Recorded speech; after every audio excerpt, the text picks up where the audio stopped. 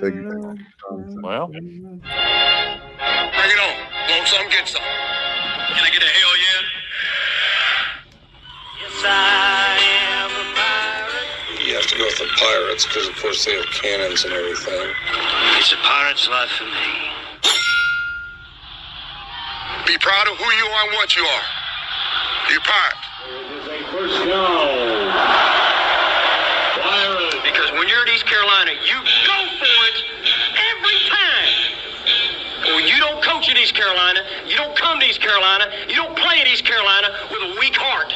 Write it. I think I've ever been in a building as loud as that was. It was deafening in there. You've ever been to Omaha? I can promise you that. And it's purple all night long in Eastern North Carolina. You're watching The Sports Objective, the podcast for Pirates.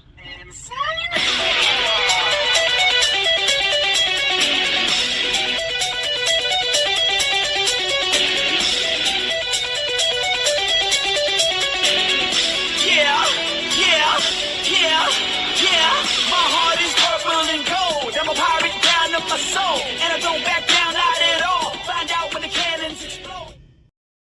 All right, welcome in to TSO on Sunday night. I'm Dave Richmond along with my good friend. Let's start out with Kyle from LaGrange Barber. How are you, man? it depends. But anyway, it is a Sunday night. It is TSO Sunday night. Got a lot of. Well, I was going to say we have a lot to talk about. We really don't. But we'll talk some Pirate football. Anyway. We've got a lot to talk about. But go ahead. I mean, not any games or anything, but yeah, we have things to talk about. Sure. No doubt about it. Let's bring in a man that has been DJing almost as long as I've been alive. Not really. Let's bring from Eastern North Carolina, currently in Greenville, North Carolina, and he lives in that area. Alan Vick. I live in Winterville, and it is currently rumbling thunder here at the Vick Estate. So, hello, gentlemen. Hope everybody's had a good weekend. I come out walking short because lightning was chasing me. Yeah, a man that definitely is. We're going to go now to. I'm not sure if he's in Virginia or North Carolina. I forgot. I'm in Greenville, and I'll tell you what, Alan. I don't hear any rumbling, but the way my little terrier is like searching for a place to hide, I feel like we're about to get hammered with some type of a thunderstorm or something. She's a great meteorologist, by the way. She's like 100% accurate. AMS certified. Yeah, she should be. Marvin Doherty. The next guy I want to bring in is a guy I wish I had his rookie card. It sold for millions of dollars. Stevie Fly. What's up, brother? What's up? We got a lot to talk about tonight, Kyle. We're talking about the big recruiting battle for the hottest quarterback in college football, Granny Smith. So, yeah, I thought those were apples. Wildfire. What's up, brother? Hey, what's going on, guys? Everybody doing all right? Well, we will talk to Justin about Wildfire Championship Wrestling and their big event coming up on the 4th of July up in Kentucky. Yeah, what the heck is going on? I haven't. We got Ricky Morton coming. I'm upset. I'm really upset, Wildfire, because I heard it on daggone Facebook on like one of those reels, and I'm like, I sent it to y'all. I sent it to y'all that Justin had that event coming up there in Kentucky, and I've saw it a couple times, and then you sent it, Kyle, and I'm like, daggone Wildfire hasn't sent anything to. I mean, I don't know anything about it. If it weren't for Facebook and Kyle, I would have never known about your event. Well, I appreciate it, guys. I'm looking forward to that big event in Kentucky this weekend. Yeah, I tell you what, man, you going to take the Queen Anne's up there? Taking the Queen Anne, got it loaded up, fired up, ready to rock and roll, baby. So Wildfire, you AKA Justin Buss, AKA Tommy Rich. You got Ricky Morton on the card. You got his son on the card. Robert Gibson's on the card. It's a show of legends there in Kentucky. Justin, what do you think about the big night? You three against the Russians. Your thoughts? My thoughts, the Russians are going down. All right. That's the worst promo I've ever heard in my life, Justin. But all right. That sold one ticket. That only sold one ticket for that promo. And by the way, he doesn't say you do it, Justin. This is how you do it. Let me tell you how to do a Wildfire promo. All right, here's how you do it. We got Wildfire Tommy Rich, baby, and you got Rock and Roll Express, Ricky Morton, and Robert Gibson here. All three of us together. We are the red, white, and blue. And on America's 250th anniversary, it's birthday, baby, here in Kentucky as we take on those dirty, dirty Russians. Only one thing's going to happen. We're going to keep rocking and rolling, strutting and strolling, and Wildfire's going to run wild, baby. USA, USA, and Wildfire Tommy Rich, the Rock and Roll Express, will be victorious on America's birthday. 250 is the combined age of those three guys. Yeah, absolutely. Good call, Alan. Good call. Good call. Yeah, I don't have a. I'll tell you this: Ricky Morton can still go today. Yes, he can. Yeah, that. Hey, yeah, we all agree. Ricky Morton. I actually interviewed him in 2001 on the radio. It was really cool, and he wrestled. Kyle, you'll get a kick out of this thing, Alan. He wrestled at Manio High School, and I think the Rock and Roll Express, or that I don't need it by then, but it was really cool to be able to talk to him about wrestling. And I've met Ricky a couple of times, but I was a show in Little Washington. Oh yeah, it was Ricky Morton, Little Washington. It was Ricky Morton, and he had announced the previous show, and I don't know where it was, but that he had I forget who the hell he was feuding with at the time locally. It was early 2000s. It may have been Lodi and someone. I think it was Lodi and Toad. Stevie, you'll know who that is, Toad. Yeah, and he announced at the previous show for the indie promotion, he had a guest partner, a mystery partner, and everybody thought it was going to be Robert Gibson. You know who it was? Well, they actually announced it because it would have been stupid not to announce it. But guess who's guest? No, the American Dream, Dusty Rhodes. Oh man. If you will. Yeah. He got a bicycle. He got a bicycle. Oh man, off to a great start. I know everybody. This is the Wrestling Objective. We've changed the name of our show.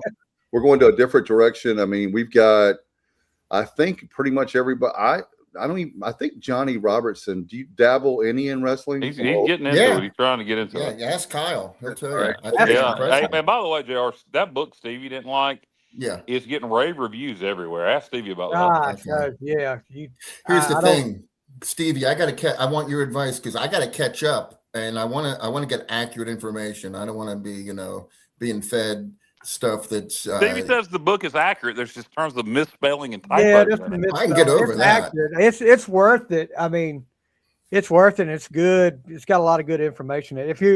I'll give a plug out to this guy's been on the show on my podcast a couple of times. He's an author.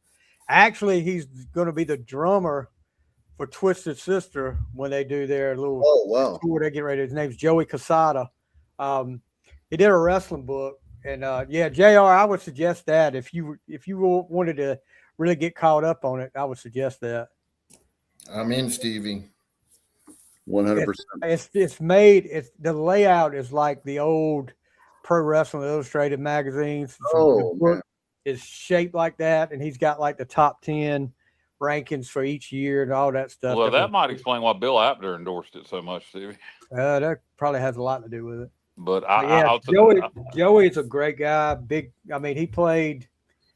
Gosh, let me see who else he's played with. He went on tour. His band that he was in went on tour with Kiss for like half a year back in 2004, 2000. I mean, it was early years, but he's been, everywhere. He's a good guy too. And he did a little web series called Wrestling with Joey Licious, and he had a bunch of guys on there. Like Jake the Snake was on it, Tito Santana, Roddy Piper. I love Piper. There's been a lot of them up there. So yeah, I would suggest it. Yeah, you'll be all right with that, JR. Okay. All right. Yeah. And to show how much we love, and then we'll get off wrestling, but to show how much me and Stevie in particular, and Dave likes wrestling too, but we're and Alan, of course, to show how much we love old school wrestling, but don't give a damn about modern wrestling. AEW, TNA, and WWE both have big events tonight. AEW has their pay-per-view Forbidden Door. TNA is in the progress of having their pay-per-view Slammiversary. And WWE right now, if you got the CW, NXT Great American Bash is live on the CW, and we're not watching any of it. So don't give a damn about the modern stuff. TNA actually started theirs at 4:00 today, and they finished it up. Yeah, okay. Yeah. I find it really. I guess that was They had to have that scheduled before AEW made that announcement. You know, with TNA's relationship with WWE, I'm really surprised NXT did that event tonight. But I'm surprised. I mean, you know, like back in the old days, what was it, WrestleMania 4? yeah, against Starcade. They did that. They did it that Champions. afternoon, and Clash of Champions is free on TV. Which, see, now everybody says, well, NWA should have did that, but they did it in response to what Vince they did did it them about first. Starcade. Survivor Series. Well, the first Royal Rumble was live on USA going up against what Bunkhouse, was it, Kyle? Bunkhouse Stampede. Bunkhouse Stampede in New Jersey. But before that, you had the Survivor Series Starcade thing. I mean, that was before all that. So and then Vince made them the cable companies, if they didn't get if they carried Survivor Series, and if they didn't carry Survivor Series, or if they carried them both, they weren't going to get WrestleMania 3. That's right. Or 4, whichever one it was coming up. 4. And Crockett wasn't smart enough to have Turner, because if he would have been smart enough, he would have told Turner, "Hey, look, you're to pull his clout. Hey, we're promoting this pay-per-view on your network, and now we're making you look bad when it's not available on cable systems." So anyway. Yep. We could go on and on about this all night, guys. Stevie, remind me, I have an idea for a show for you. I just realized I need to talk to you. I mean, the wiener objective. No, Where's that come from? It's nothing dirty. Stevie does a good job with musical guests and stuff. So I had an idea for him that just a friend of mine that I can get you in contact with that will give you a lot of good stuff. So I'll tell you. Okay, cool. Remind me. I thought about it this weekend that I haven't talked to you about it. So anyway, nothing like talking. Nikki Harris. Yeah. No. Wait a minute. Did I hear my buddy's name in vain over there? Yeah. What was that clip I saw on your Facebook this weekend, Alan? Who was that you were interviewing? You had that memory you interviewing. Was it? Is it a race driver? Yeah. Mike Cooper, who raced quite a bit at East Carolina Motor Speedway and still races at Carteret. I was interviewing Cooper. He won last week at Carteret, so that was last weekend. Okay. Alan, who was it back in the 90s at East Carolina Motor Speedway? Kinley. It was Shelton McNair. Who was the guy that Shelton McNair? In the late model series, it seemed to be the feud. Big Jim Kelly. Yes. Big Jim Kelly. Yeah. Big Jim Kelly and Shelton McNair. That was the local short track feud in the 90s. Yeah, I was going to tell you guys real quickly before we get to ECU. Yesterday, somebody gave me a copy.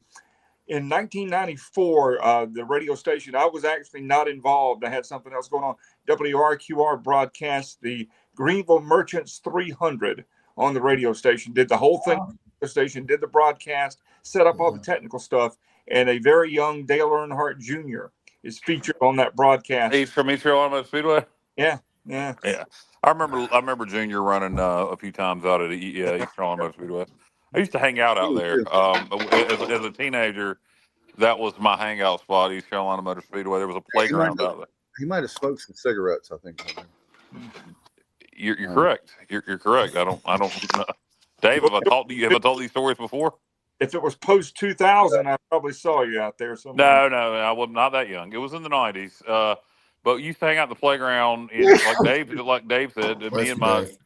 Me and my couple of hoodlum teenage friends, we got there and smoked cigarettes and just mess around. And parents got mad, tried to run us off, said it was for the little kids. And anyway, we weren't bothered about You're it. a bad influence. You were writing something nasty on the wall. Yeah, something like that. Yeah. Oh. Got yelled at by Dad one time for talking to his daughter because he thought I was older than I was. Yeah, all kinds of fun stuff. Sir, son, let me see some ID. Please. Yeah, I was like, I'm 17, dude. Your daughter's 14. Calm down. Wow. Yeah. All right. I think that's past the statute of limitations. I'm not sure, but anyway, let's talk ECU, East Carolina University football. And guys, I'm just usually this is the time of year when we have not a lot going on sports wise, and I'm ready for college football. I know that it's the coaches are not ready.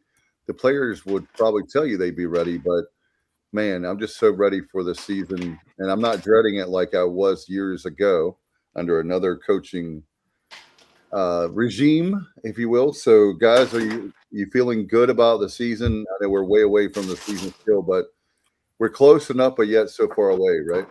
I'm feeling good, cautiously optimistic. I'm always excited about football. Feel good about we're going to be chewing our food a lot twice between now and August, but feel good about the defense. Feel good about the pieces on offense and the scheme, but it's got to come together. Like the schedule outside of the Alabama game. It's the time of year. Phil Steele's out, Athlon's out. Other magazines are out that not worth mentioning. It's that time of year. The excitement is starting to get in the air, if you will, and we've done really well with high school recruiting. A lot of really good verbal commitments over the last few weeks. So that's kind of created a little buzz here as you gear up, and I imagine the guys, the coaches, will take some time off in July, cool off from recruiting, and then get ready for the season. As fall camp cranks up in August. So it's here, and I'm starting to hiccup. I have to mute myself. But anybody else pick it up from here? Yeah, well, Kyle, you mentioned recruiting, and we did lose a couple of Matt Maddox and Josh Aldridge, who were really, really good recruiters. But man, I'm telling you, the people that came in here, for instance, our new GM, he's just Devontae Love Taylor. He came from Miami, and what happens? We signed, two really elite players from Miami. Williams, the quarterback, and then Ray Joseph, who's looks like he's going to be a key piece on the offense. And I love the fact that he's the head of recruiting now, and everybody's stepping up. If you look at like who's recruiting these players, everybody is recruiting. So I tell you, the new wide receiver coach, Juan Soto, that dude is a heavy duty recruiter. So I'm feeling really good about what we're getting. It just seems like we're getting a slightly higher level of athlete, and like we've mentioned last show, a lot of speed coming our way. So yeah, I'm pumped up. I've been looking at schedules. We'll talk about that later, but I've been breaking down all the schedules from every team in the conference and trying to see who's got an advantage one way or another. But before, I don't want to talk too much, but Athlon, you mentioned it, Kyle. Yeah, they're on my bad list. They ranked, not as bad as some others. But. Yeah, no, that is true. That is true. Yeah. Like what Matt mentioned earlier. But anyhow, Athlon, they rated the 14 coaches in the American, and they put Blake at number 8, and they put him behind Casey Keeler of Temple, Tim Albin of Charlotte. Look, Neil Brown. If you want to put him behind Tim has proven won a conference championship in the MAC. So I have no problem with that. I wouldn't have either one of them that low. I wouldn't. If Tim was 6th or 7th, I wouldn't have him that low. In terms of coaching, he had no shit at Charlotte, but he did a great job at Ohio.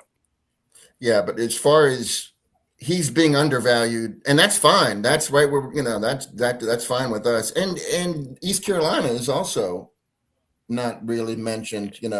I think Athlon has them picked 4th or 5th. 5th. It was a 4th. Yeah. Hold on, I've got it right over here. Yeah. Hold on, let me grab it. We'll go ahead, JR. But as far as Neil Brown, to me, he's still an unproven commodity. And Blake is a proven commodity, shorter, track record, but still. And who was the other one? Oh, Casey Keeler. I think he's a great coach, but so far, you got to give Blake the nod over him. You just have to. Yeah, and it's just Athlon's opinion. Phil Steele is, to me, the only magazine worth buying, and he has us picked 4th. And I know Stevie's going to hate me saying this, but 3 of his 9 sets of power rankings has us going 7-1 in league. Yeah. I love Phil Steele. I love his analytics. He's a lot of information in there.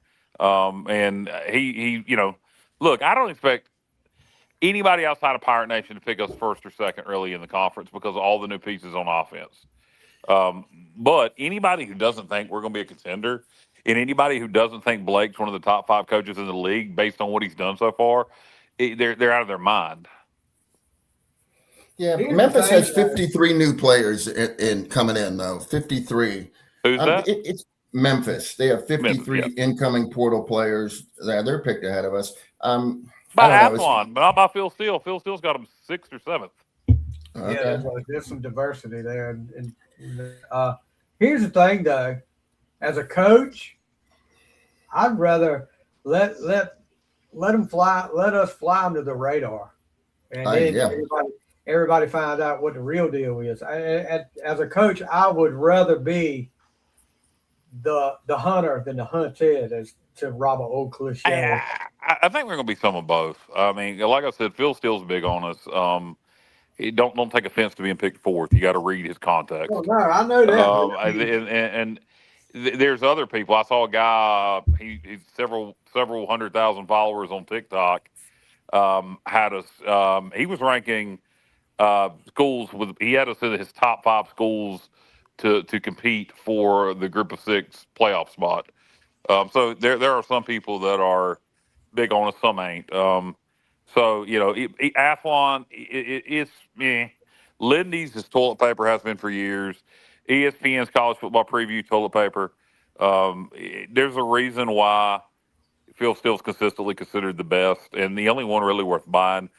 And I not even just because he is complimentary to the Pirates. It's just the amount of information in the magazine. If you want to draw your own conclusions, get his magazine, read the facts in there. Don't even have to look at his opinions, and you get so much information you can draw your own conclusions. Yeah. Where the other magazines ain't nothing but opinion pieces in a roster. That's what I mean. I think some of them other magazines do their diligence on the major conferences, and then when they get to the other ones, it's just like, okay, let's go by what they do the least amount that they have to do on that. Correct. I agree 100% with you, Stevie. And I would say Athlon is typically the second best, but it is a distant second. And also JR for Athlon, if you go and look who did the American preview, and then you go look and did the East Carolina preview, and then you go look and did the rank the coaches, I guarantee you it's 3 different writers. Oh yeah. Yeah, well, that's probably a better thing than having one dude try to figure out. I disagree. You're gonna put your label on some crap. You need to be consistent with it. You have us picked 5th in the conference, but then you have us. Literally, I haven't read Athlon's write up, but I've seen this in the past, where we would be picked 5th or 6th in the conference, and you read the write up, and it sounds like we're going to win the damn league because 2 different people did it. So it leads to inconsistency. You can have staff members help you do your research, but there's got to be one final person that signs off on everything for a magazine like that to be accurate. You want to hear?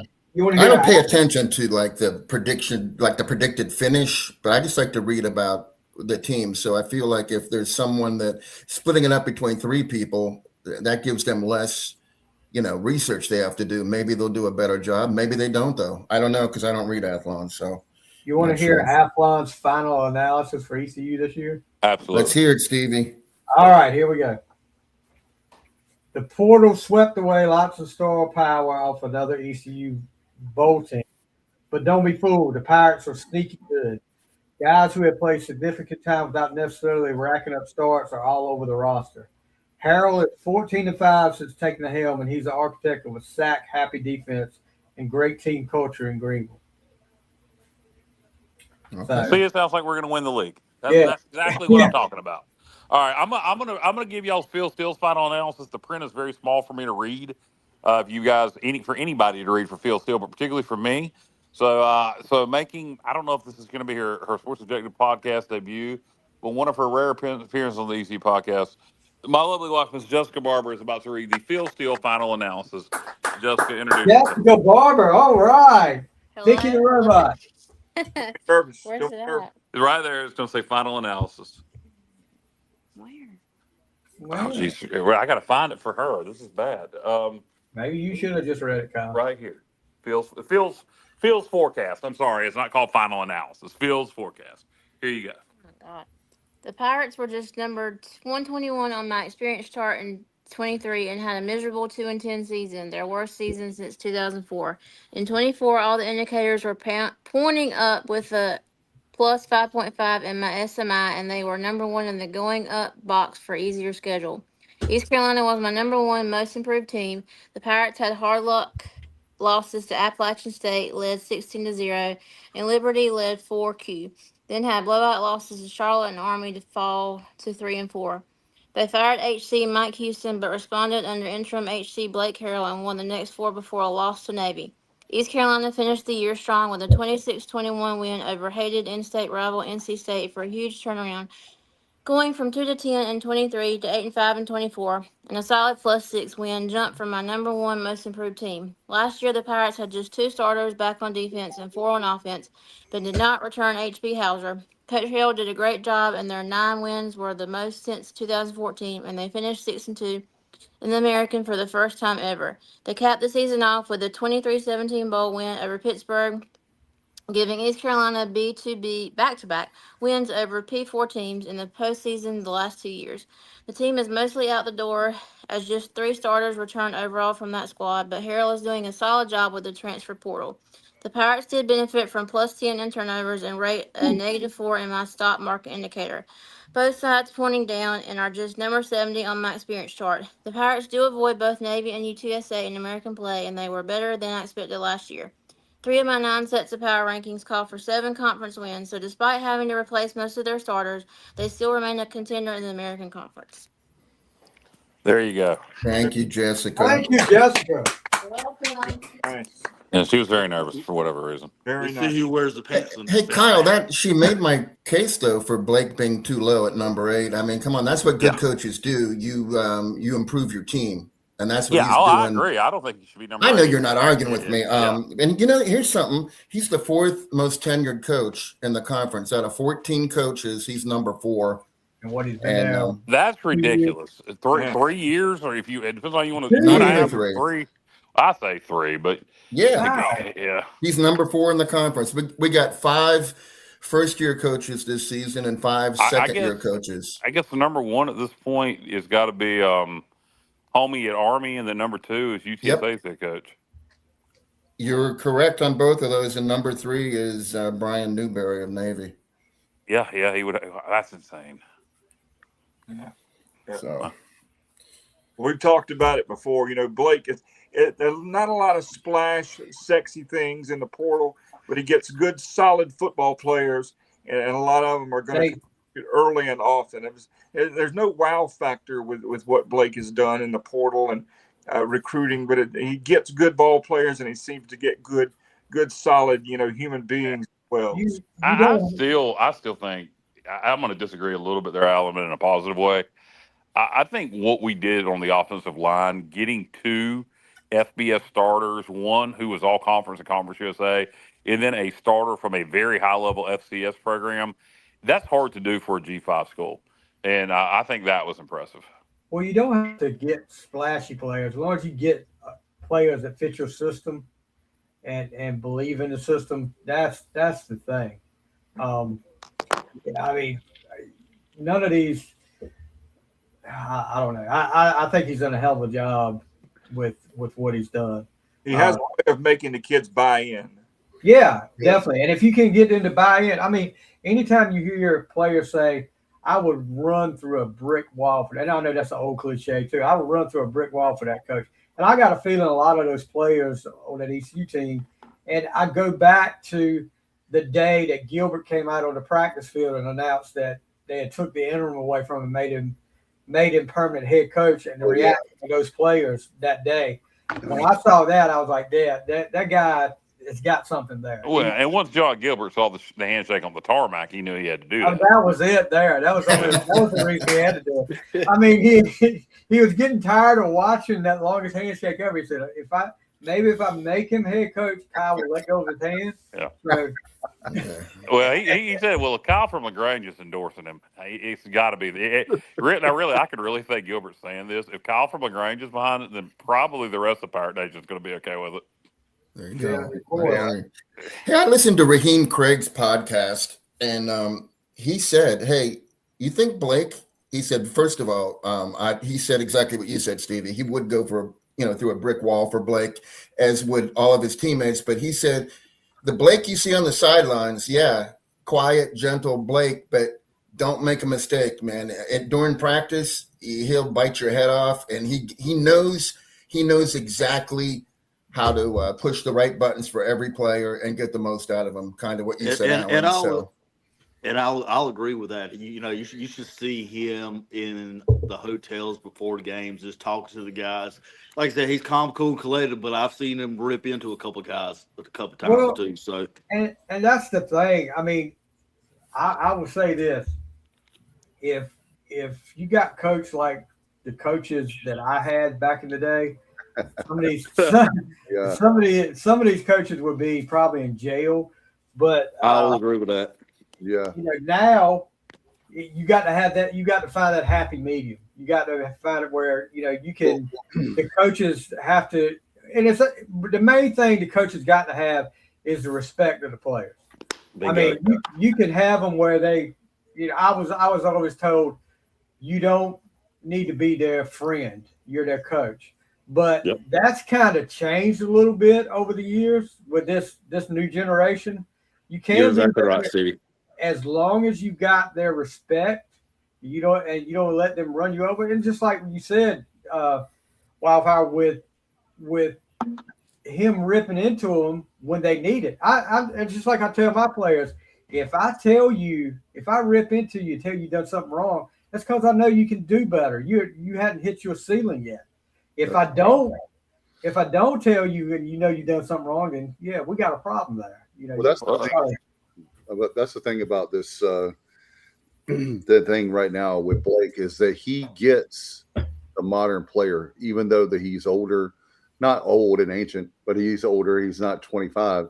And these guys, the reason why they respect him so much is because guess what, guys? The guy is. Let's be. If you want to break it down and be real. I don't care if you're the nicest guy on the planet. If you can't win a football game, then how much are they going to really respect you? Well, what Blake is, I think the word that describes Blake, and people talk about how nice he is. He's also very fiery. What Blake is relatable. He's relatable to a lot of people. He's one of those people that we can relate to. And I think even though he's a late 40s white man, I think his players can relate to him because he doesn't seem. Mike Houston had that, and I'm not going to poop all over Houston. Houston did some good things, but Houston had that I'm better than you kind of. That's what he put off. A sense of arrogance, yes. Whereas Blake is very relatable. I don't think anybody thinks Blake thinks that he's better than them. No. Hey, Dave. Dave, briefly, can we talk real quick about the basketball games where you and I sit and we would see Mike Houston, he would, after he introduced JDB as the OC, he sat near us to watch the game with his cowboy boots, and he was very unapproachable. Like, didn't he gave you a look like, hey, don't try to talk to me. And I'm not, I agree with you, Kyle. Mike Houston did do some good things, but I'm just saying, for a personality standpoint, Blake at the games, he goes to baseball, football, obviously he goes to football. He goes to baseball and basketball. He's there. He doesn't What? Are you sure? It's sweet with Justin. He does selfies. He'll like, hey, can I get a selfie with you? In the middle of the game, he does. During halftime. During timeouts. He's doing Facebook Live. But he does do that. I've seen him at baseball and basketball. I've seen Blake Harrell doing Facebook Lives where he's like, all right, guys, we got every quarter he does. Fourth and one. Should I punt the ball? We're about at midfield, or should we go for it? Facebook call. The Facebook call. Like instead of phoning a friend, you're gonna phone Pirate Nation. And what should I call right here? Kyle from LaGrange, what would you call? I could probably help him sometimes. Yeah, so just like you definitely need him help with that end of that state military bowl where he was telling Rajay to get down. God almighty, I think he got over that. Thank God. Yeah, but just ice the damn thing. Don't put it on your kicker's shoulder. No, and by the way, when you have a chance to score a touchdown. Don't worry about it. Put the points on the board. Yeah, you definitely need the points on the board for sure. Guys, as far as the transfer portal, let's get to a few. We got some guys right here that have been waiting patiently with their questions. Hold on one second. Let me see if I can go back up here. I'm trying to get Be fair to everybody. There we go. Kyle, one of our buddies, alum of the show, Brendan Shapiro, said we got a commitment from the highest rated player in ECU history. Is that true or is that fake news? Depends on the recruiting publication you're talking about. But what's his name, Jr.? Yeah. Come back to me, Kyle. Oh, I gotta God. take a call. I gotta take a call. I'm sorry. I gotta take a call. Will he real quick. actually show up to campus, or is he gonna It's be like gonna be another what- high rated? Yes, Shapiro. Yeah, it's true. He decommitted from Virginia Tech. He had lots of offers all over the place. We should have his name, but I'm gonna take blame for this because I said I was gonna work on this. No, it's just I don't know his first name, Kyle, but it's Pookie. Can we call him Pookie? It's Pookie Roberts. Pookie Roberts. There you go. Yeah, or Pook. They call him Pook. But I honestly can't think of his first name. I think it's like Robert or something. It's not something unusual. Yeah, what position is he? Is he an edge rusher? He's an edge rusher, and It's Andrew. And he could have gone Andrew anywhere. Rogers. There we go. So yeah, Brennan, it is true. Lots of big time offers, and I do think he'll make it to campus because he's already decommitted from power schools. Unless he is trying to get that big money offer from like an Alabama or something that comes after him, I think he knows he can come here in this defense and be an edge rusher and light it up probably as a freshman because they'll probably see the field as a freshman, and then go make some real money, not Virginia Tech money, but Georgia money. Not bad at all. Hey, Kenny Curley said we play better when we were talking about how we got this radar when we're a big old chip on the shoulders. I agree with you, Kenny. I think we do better as the hunters versus the hunted. So, I think we'll be some of both. I mean, you got to have to say week 2, we're going to be the hunted. So there's going to be some of both. What we got to have is buy-in from these players on offense.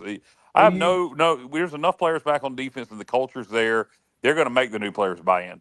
On offense, it's a whole new everything. You got new OC, new position coaches, new quarterbacks. So how fast is the buy-in going to be on offense? How fast are things going to click? Is it going to be 2010 Lincoln Riley where offense clicks from day one, or is it going to be 2024 JDB where it takes half the season and the right quarterback for things to click on offense, or is it going to be somewhere in between? After the way the last few Appalachian State games gone, do you really think we're going to be the hunted or we're going to be the hunter? I think again, Stevie. None of those players on either side were really there except some guys on defense from 24. I think it's going to be some of both.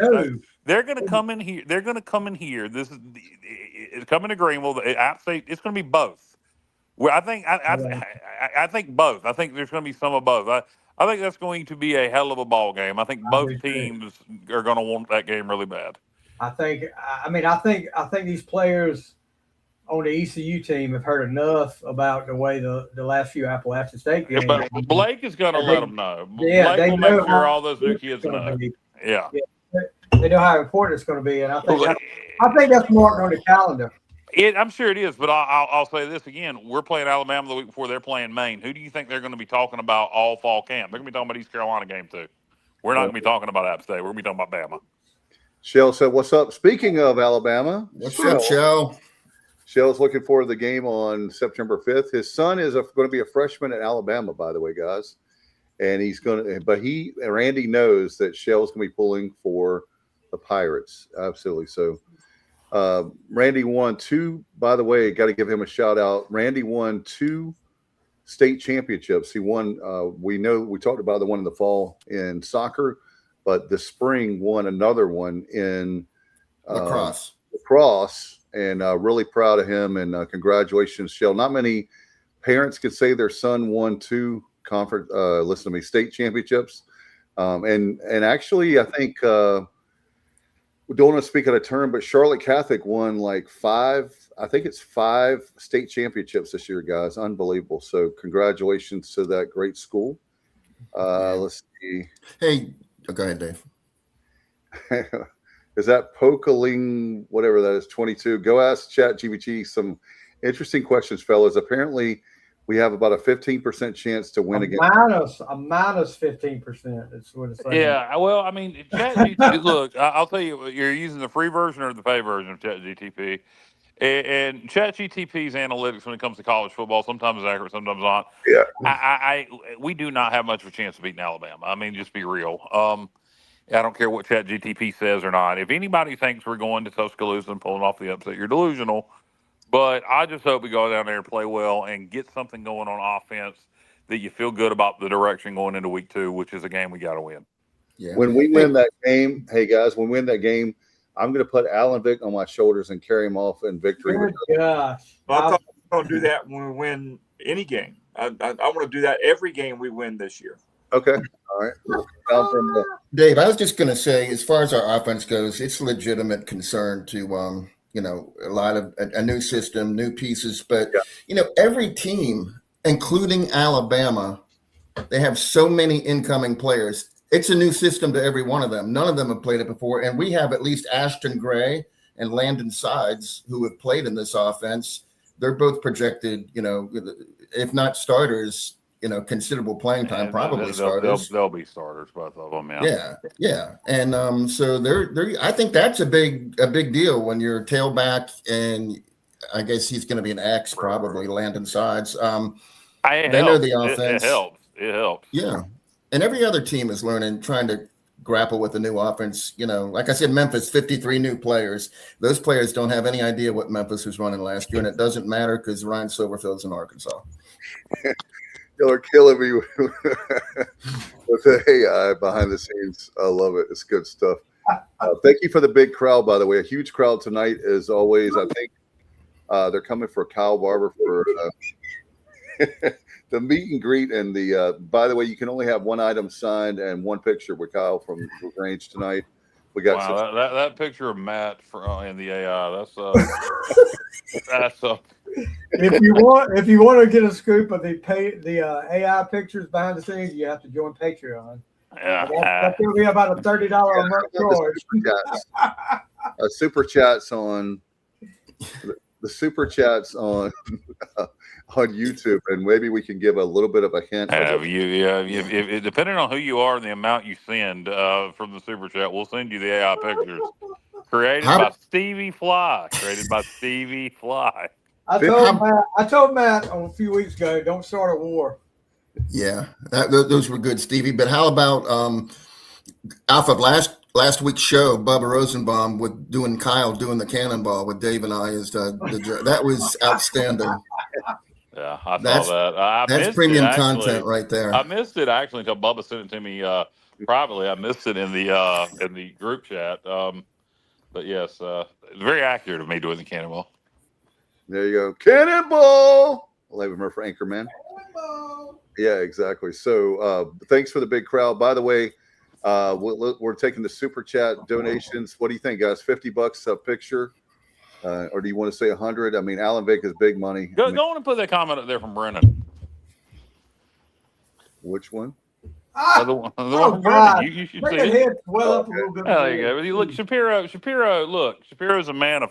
He's a man of class. He's a man of fine taste. Lovely wife. Good dude. Brendan, I appreciate the comment, but you still owe me. Oh. All right. Still owe me, Brendan. What's going on with the quarterback competition? Everything that I hear, guys, is neither guy has stepped up. However, I think that strategy, I'm glad you brought that up, Shell, because that was something I've been wanting to ask last week, and I forgot because I'm old. Guys, how do you feel about this? Is my theory on it. I just want to get y'all's take. I feel like that we have two good quarterbacks, right?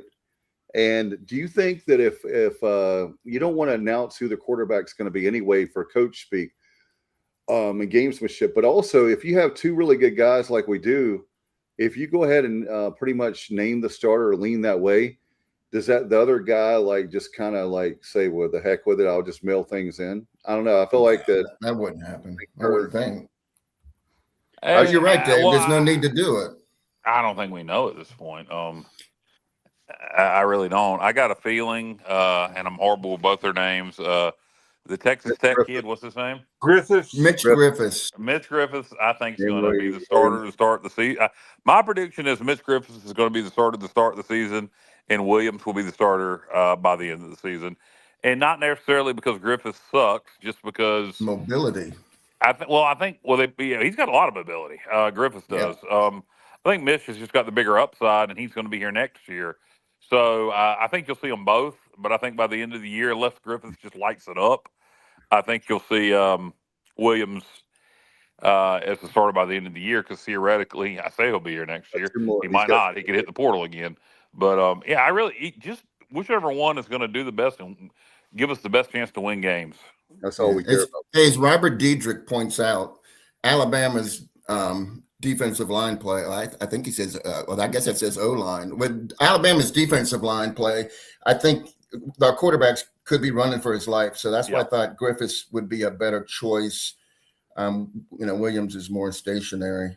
So yeah, I agree. Against Alabama, you definitely probably want to go Griffiths for a couple of reasons. One, because mobility, like you said. Two, he started more games. He's an older kid.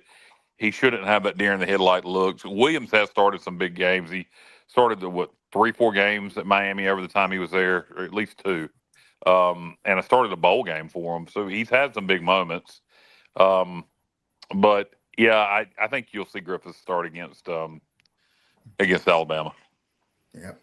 Yeah, but I think his leash will be pretty short if things don't go well. Or I don't think it'll be long before you'll see Williams if we get off to a really tough start. Yeah, I think even if, let's say hypothetically, we play bad or Alabama's just that good, that doesn't mean what our season is going to be like. Not at all.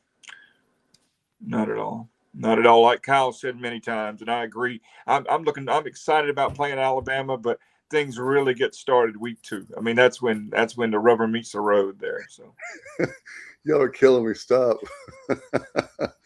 Even Bubba's getting in on it now on the AI war. I love it. Kenny, Griffiths, Texas Tech offense is very similar to what we're running right now. What Texas Tech ran last year, and Griffiths was in that system. So don't be surprised if he's our quarterback at least to start the season.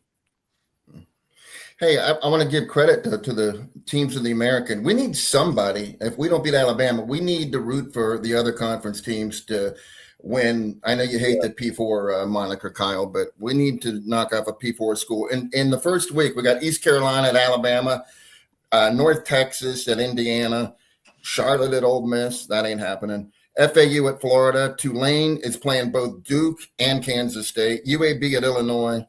Tulsa at Arkansas, Rice at Notre Dame. Temple has got a home game versus Penn State, and then Navy's going to play Notre Dame, and UTSA is at Texas. Somehow USF, Memphis, and Army are not going to play any P4 schools. Can you quickly read that rundown again? I'm sorry, I was distracted. Or quickly. Are you serious? Yes, if you don't mind. Okay, ECU at Alabama, North Texas at Indiana, Charlotte at Ole Miss, FAU at Florida, Tulane at Duke, and then in week 4, they're at Kansas State.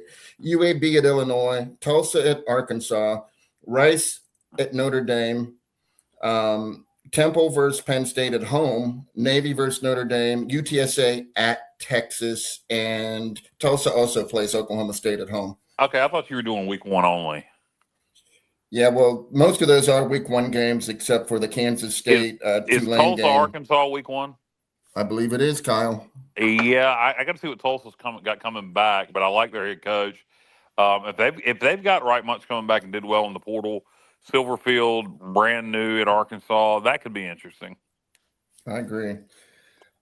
Here's something weird with scheduling. Tulane is not playing an FCS team.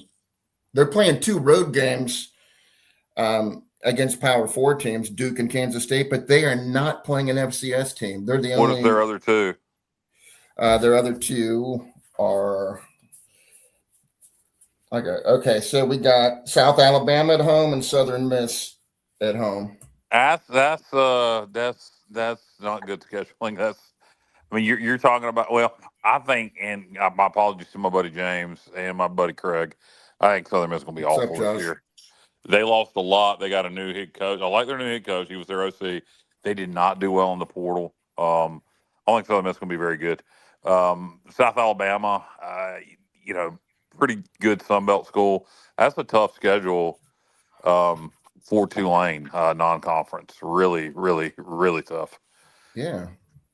You think they'd give themselves an FCS win? That is probably, there's probably a reason for that. I bet you something got moved around for them to not have, because they may be the only team in the country, one of only a couple schools in the country that's not playing an FCS opponent. So Yeah, that I'm thinking, Kyle, the Southern Miss game displaced an FCS game because it's called the Hall of Fame game for some reason. I don't know what that means. I have no idea what Hall of Fame they're talking about. I have no idea. Are you looking on the Tulane schedule on their website? Yeah, I'm not on it now, but that's how I got that information. It's Yes. probably just one of their designated weekends, like we have Hall of Fame weekend. No, but they called it the Hall of Fame game. Like, I don't know. It's maybe James. Well, James would know. He's not a Tulane guy. No, he still might know, being a Southern Miss week is guy. that, JR? It's September 26th, Stevie. Week 4. Oh, because usually they used to have years ago, one of the Hall of Fame game used to be like, college. It used to be like the first week. It used to be well, you're thinking of what used to be. It used to be a good matchup. The predecessor to week 0. There would be like 2 games. Yeah. But Kyle, you're probably correct. They're probably maybe announcing the new inductees for the Tulane Hall of Fame. I'm guessing maybe something like something like that. I have no idea. But that is interesting that it's a very tough non-conference schedule for the Green Wave. Mm-hmm. Shell says Johnny Stats. Hey, Shell. Yes, for some reason I'm having trouble with our getting to some of our comments, so I'm trying to do that. I want to know what Josh Thomas was doing that he wasn't. He's just tuning in now. What was more important, Josh? Literally, more important than the sports objective. You mean to tell me he missed the first 45 minutes of the show? I'm going to disagree with that. It's an opportunity to lose another game, and if you run the table or even go 11-1 and win the American, you're going to get the playoff spot. So why make it harder on yourself? And do you guys think we're going to the playoff this year? I mean, it is going to depend on how fast the offense comes together. We could have a great team and then lose the conference championship game. Yep. And, if we make it and then not make the playoffs. So I think it's possible. I think because we are going to be contenders in the American, that gives us an opportunity to potentially make the playoffs. But it's certainly not going to be easy. Where the hell did Allen and Justin go? Yeah, they were asking. They all disappeared together. They actually told me that they're upset because nobody's done our super chat, so they left the show. Okay, well, I'm getting a month. Alan changed his mind. Alan, I thought, were you holding out for more money and you left us? I guess you changed your mind. I bet when Justin left, it messed Alan up. Yeah, for some reason when somebody leaves, I can't hear anything. So yeah, to log out. Put a Robert Diedrich on the comment screen. And I tell you what, if they beat us, I will personally fire Blake Harrell myself. Oh boy. Yeah, guys, I had to drive to Greenville, and we had to have a special meeting with Blake. Yeah, I'm just going to be there, and I'm just going to kick him in his nuts. That's what should have. My hand for 20 minutes, kicking me in the nuts. Yeah, for 20 minutes. That would be worse than losing A&T by a mile. Good God. Hey, Kyle, I thought about you when I was doing this research because I know your mind works like mine in regards to this. Okay, so as far as who's going to get the playoff, bid for the group of 6, sure. We got some pivotal games. Both UTSA and North Texas play at Texas State, and Memphis plays at Boise State, but the other 2 games are in Memphis week 1. Memphis at UNLV in week 1, and then in week 2, week 0 actually. Yeah, exactly. You're correct. I was wrong about that, but in week 1, then we'll call it North Texas at UNLV. So we're playing UNLV back to back. I would like to beat them at least once. and then hopefully, we can beat Texas State once, and I hope Memphis beats UNLV and Boise State, because it won't affect our conference race with them, and it'll just elevate our conference. So Well, Memphis got a lot of new players. So typically, Memphis head coach, his teams typically play better at the beginning of the season. Everywhere he's been historically, look it up. Charles Huff, yeah, Huff, Marshall, yeah, definitely. Muffle, same with Southern Miss last year. Yep. But Huff, going out to UNLV, I don't know what UNLV has coming back, what they did in the portal. I'm assuming they did well. They may have a lot coming back. I don't know. I think in game one on the road in Vegas, that's going to be a tall task for Huff. But we'll see. It's an intriguing week 0 matchup in prime time on Fox. Yeah. Here's a funny Charles Huff stat that I uncovered, is that he went to at his last year at Marshall, they made a bowl game, and they won the conference. Yeah, they made a bowl game, though, that he did not coach because he went to Southern Miss. And then Southern Miss made a bowl game that he did not coach because he's coming to Memphis. So it's odd, that Charles Back-to-back Huff. years. Yeah. Yeah. So we'll see if he can do it again. Huff, actually, you guys, everybody may know this, but I'll bring it up again.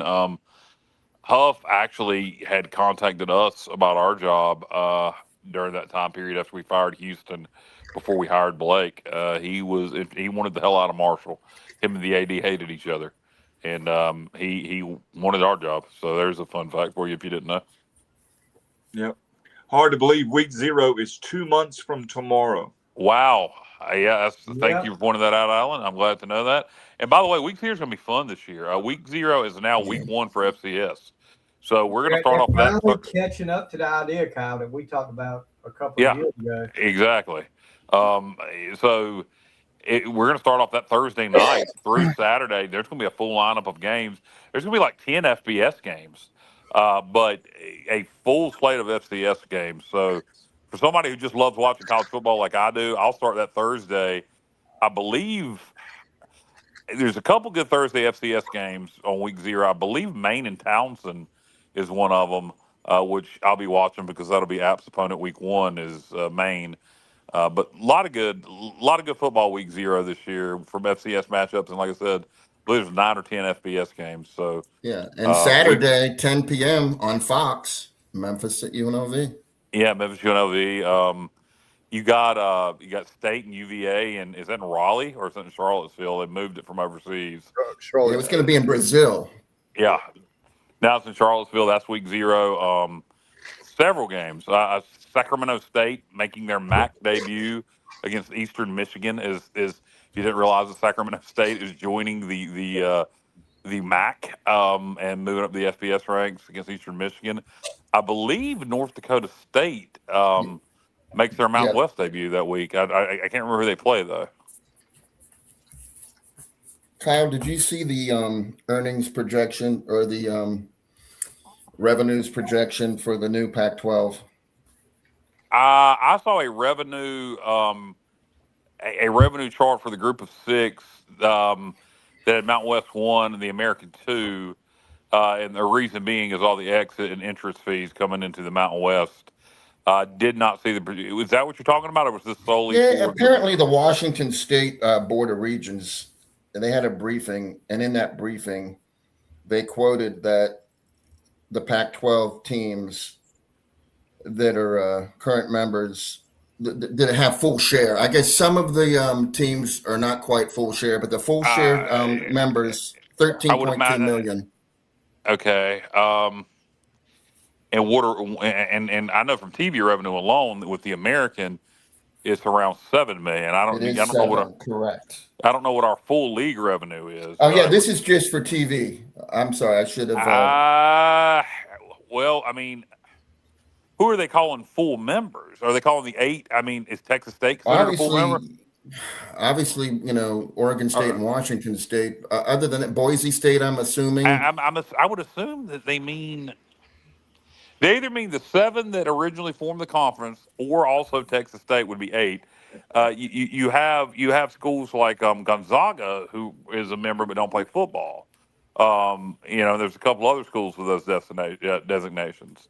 So I don't know. I'd love to know which members they're referring to, but I'll say this: if they're getting similar money to the American for all sports teams, you got to remember they're dividing that money 8 ways versus 14 ways. So therefore, there would be a larger distribution.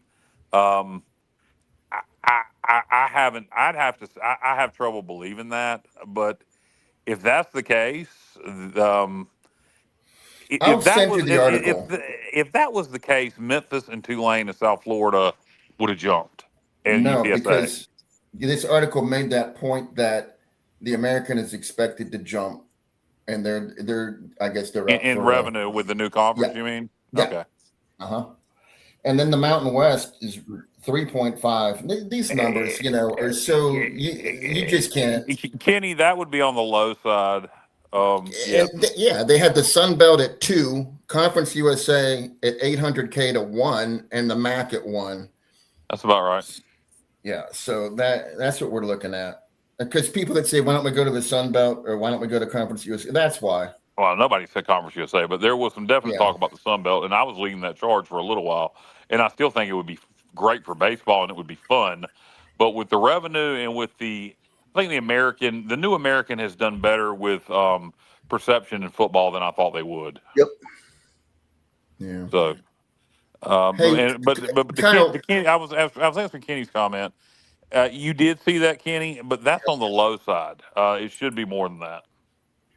Well, I saw something today, by the way, from Brian Murphy from WRAL that Kenny's talking about. I'll see if I can get that. I knew that was. Carolina and State just think they should get more money. Yeah. Because they're Carolina and State. Carolina. And it's like Carolina, and it's like Matt said, or somebody said, Matt shared it. Gamblers don't discriminate. They don't give a shit if it's. And look, forget that. Here's the way I look at it. Who the hell's betting this money? East Carolina has the 3rd highest living amount of alumni in the state of North Carolina. That's got to count for something. Yep. Jens, do we have a receiver that has the speed to take the top off the defense? Yes, sir. Yeah, potentially we do. Yeah. Who was that guy you were talking about? We got several of them. Yeah. The wide receivers. When definitely. From Miami, right? But look, here's the thing. Yeah, you got to have a deep ball threat, Shell. But in this new offense, this is all about quick release in the screen game. 90% of this offense is quick release in the screen game. The deep shots are there when people are watching for the underneath in the screen game. Then you go deep on them. But this offense is a lot about the screen game, short passes, and running the ball in big gaps. Petaway. Petaway's your answer? Petaway, bubble screen. I mean, Petaway is fast, but that doesn't do you any good. He can't run around if you just do a bubble screen every play to him. I mean, but you know what? He sucked at bubble screens. He did. That's what a lot of this offense is a screen game, guys. Yeah, and he's not good at it. I mean, he could get better. He could get better. They could use him differently. He's got the speed, but what I didn't realize, what I didn't understand was that seemed to be the only play they knew to do with him, and why they didn't try to stretch the field with him. I know it got blew up every time, Stevie, didn't it? Every time they knew exactly what was going on. Because of the first game, I think one of the first plays they ran a bubble screen to him, and it was 2 guys waiting for him.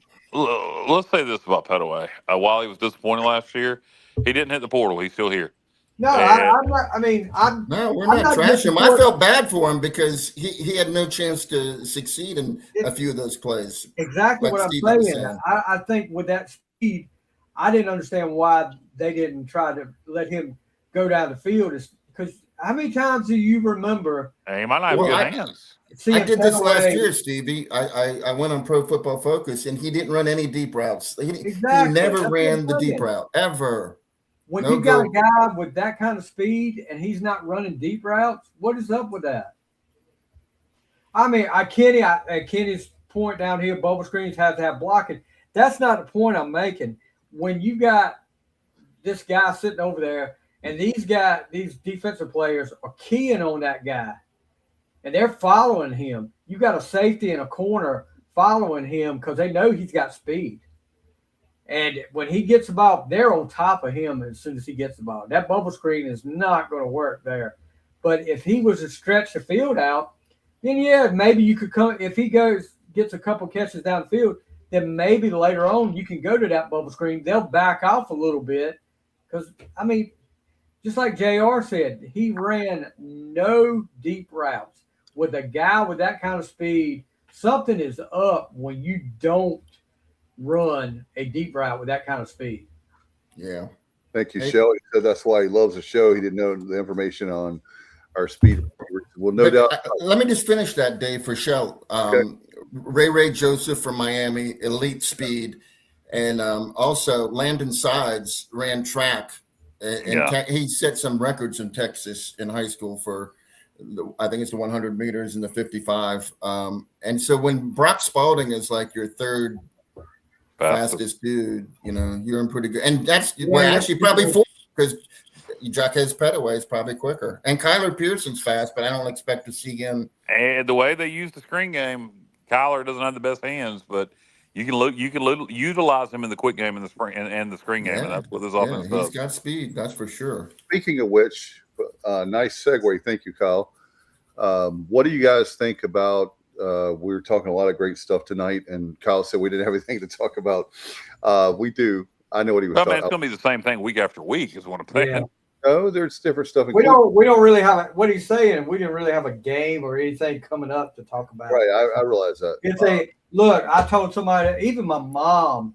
My mom is a huge sports fan, and my mom called me last night and said, "This is a horrible time for sports fans right now." I said, "Well, unless you're a baseball fan, yeah, it is." Well, the Cubs are back up to second in the NL Central. So Kyle will be watching baseball again. Oh yeah, he's going to be with us. A fan. Well, you know, there's a double reason for that. There's somebody that I just naturally hate that is a Cubs fan also. I kind of want I kind of want him to lose so he'll be miserable. But then I've loved the Cubs since the '90s. So now that they're winning again, I'll probably start watching. Let me get your opinion on this, guys. So was it Friday? It was announced that now in the spring we can play against one FCS opponent. Wait. No, you messed that up. The announcement is FCS schools will be starting January 2027 when the rule goes in effect. In the spring, starting in 27, FCS schools can practice and close scrimmage against any four-year school. So FCS schools can practice against an FBS school or in theory a Division II or Division III school if they wanted to. But not for a spring game. For example, and they can do up to two. So, for example, I used Western Carolina for the example on our Facebook page and on X, but we play them next year, so it's not the best example. So we'll say Gardner Webb. Let's say Gardner Webb, we scrimmage Gardner Webb, practice against them in a closed scrimmage, and then they do it also against Duke. And I'm sure there's going to be some compensation for that. But no, it cannot be an exhibition game. It can't be a spring game at this point. But I do think that brings up an interesting conversation. First of all, it's great. And it's definitely something we need to take advantage of against some FCS schools. We need to practice close scrimmage against an FCS school. We need to be a team that does that. So we need to be – and there's a lot of FCS schools in North Carolina, Virginia, South Carolina, so it shouldn't be a problem. But they can do two. Each FCS school can do two. So but we can make money off of. No. Well, the FCS schools can, I'm sure, because they're going to get paid from FBS schools to do it. But not yet. I do think that could lead to exhibition games in the spring down the road where it is allowed to have an open scrimmage, an open exhibition game where you could see, a Gardner Webb against East Carolina for a spring game or a Western Carolina against NC State, whatever. But as of right now, if you're an FCS program starting in the spring of 27, you can practice against two schools at any level as long as they are 4-year NCAA schools, be it FBS, another FCS, Division II or Division III. I think obvious it's going to be against FBS schools, and it's going to be a way for FCS schools to make a little bit more money because I'm sure they'll get a paycheck for coming to practice against East Carolina or North Carolina. All right, another great question here. Irving, what's up, brother? I think it's an interesting topic, though, and I do think if the rule does get altered as posted on our Facebook page, I do think if you could have a true exhibition game down the road where fans could come, I think it changes. If we're going to keep spring, I think spring ball is going away eventually, but I do think it would change the dynamic, be it in the spring or the summer. If you can have a true exhibition game, I think people would, particularly in the spring. I think you go from having 2,000 people at the spring game to 25,000. Exactly. It would definitely, and who knows if we can market that where we could have a big tailgate and all yada yada. Yeah. If it happens down the road, yeah, sure, you would treat it just like any other game. Right. Irving has a great question, guys. He said, joining late, I hope we'll upgrade our out-of-conference schedule. I've seen the days where we played historically elite teams to the tune of 3 to 5 top teams a year. You don't want to do that. Not in this environment, Irvin. You don't want to do that. You're trying to make the playoffs. You play. You're not going to get them at home, Irvin, anymore. Not for the foreseeable future. I think things will change down the road, but you're not going to get power. It's going to be really hard to get any Power 4 school here. So unless you want to play 3 to 4 road games non-conference, you don't want to do that. Plus, you don't want to make your non-conference schedule so difficult that it's impossible to make playoff. You lose 2-3 games in the non-conference, you're not going to make the playoffs. So no matter what you do in conference. So what you want is I always like 1 to 2 Power 4 schools, one or independent if you play 2 Power 4 schools or 1 to 2 Power 4 schools, 1 to 2 G5 schools, 1 FCS. You don't want to play Alabama, Arkansas, and Missouri non-conference because all 3 games are going to be on the road, and you're going to lose probably 2 out of the 3. So you got to be smart with scheduling.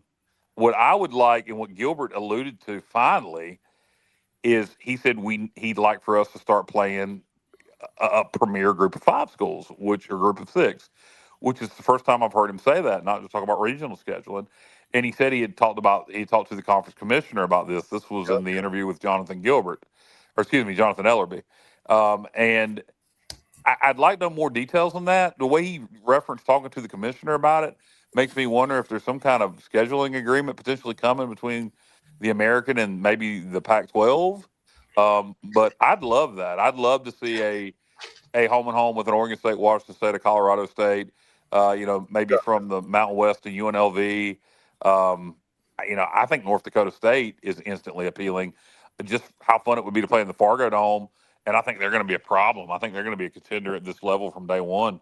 So I think what you're going to probably see is more national scheduling from the group of 6. Well, not just for East Carolina, but you see it from Memphis and UNLV, Memphis and Boise State this year. I think you're going to see a lot more games like that going forward. Josh says, make that FCS versus FBS practice game part of the pigskin. Exactly. Yeah. You mean instead of the spring game? You can't do that yet. You can't do that yet. I know he's saying down the road. Yes, absolutely. Yes. But as of right now, it has to be a closed scrimmage. Right. So. Shell said he loves to watch Caitlin Clark and Paige Beckers. No, I'll tell you what. Those girls can ball. Me and Kyle were talking about earlier. The other girl. The blonde. Yeah. My buddy Mark. She's got an attitude. I mean, I love it. She's got more than than an attitude.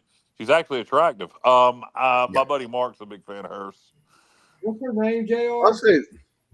I'll say this. Stevie, I don't watch the WNBA, so I'm not sure. I just know I know who you're talking about. I don't know either, but I the little pointing thing she did the other night. With her, yeah. The wave point, and that girl got it way out of. I mean, she was.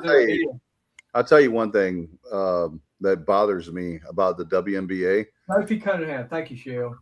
Is the fact that they have the most attention they've ever had in the history of their league, and guess what? They want lost money. to beat up. They want to beat up on Caitlin Clark, beat her to death. And I'm just like, not only that, Dave, but you've just put out a commemorative poster celebrating 30 years of the WNBA. mm-hmm. And guess who's not on the poster? Caitlin Clark. Caitlin Clark. And it's not, they're not doing just. Are you guys talking about, is her name Courtney Vandersloot? No. Sophie Cunningham. Shell came up with her name. Okay. Sophie, yes. But I mean, how do you do it? Ricky's It's wife. not like they're not using current players, because there's 2 current players on that poster. You're making it where this girl's going to say, hey, I'm going to pack up. I'll go play overseas. Who, Caitlin Clark? Yeah. Let's see what she'll get paid, Stevie. Who do they have on the poster? Who do they have on the poster? They have all these different ones. I mean, it's two or three current players, and then it's players from, back in the day. But they don't have her on there, Kyle. Celebrate the 30th anniversary of the league. Well, who are the current players they have on there? Aja Wilson, I think, is one of them, and I can't remember the other one. But okay. But it doesn't matter, Kyle. This girl has put more eyeballs on the WNBA than any player. I'm not saying she's the best player in the NBA, because from what I hear, and we're just watching, Aja Wilson, she's won MVP several years. Four times. Yeah, but she's put more eyeballs on the WNBA. Yes. To the point where some of her home games have had to be moved to bigger facilities because of ticket sales. I mean, what is the deal? Do y'all want to fail? Yes, Stevie, have you looked at the amount of merch that the WNBA, in this case, the Indiana Fever, what was it that they said they sold when she first went with the Fever? They sold more than like the Cowboys. It was something outrageous like that. Wow. She's no matter what these other players want to say, or if they want to believe it or not, if it weren't for her, there would be half of these people that are in the stands right now would not be there. Right, and you look at Kyle is very big on ratings. This is the thing that kills me, is when people talk about the fact that, oh, this player is protected because he or she is one of the best players in the league. Well, you're not living up to that theory in the WNBA. And here's another thing I'll say to the NBA, and I'm an NBA fan. NBA or WNBA? What I'm saying is I'm a fan of the NBA. They own the league, the WNBA, and they need to step it up when it comes to money. Back when it first started, I agreed that they didn't need to be making, like good salaries. Kyle, you remember that Family Guy clip? Do they make a profit? I don't think they do. I don't. That kind of is an important deciding factor. I don't give a shit what they play. I don't give a shit what they get paid. I don't. Why do I care? I don't. But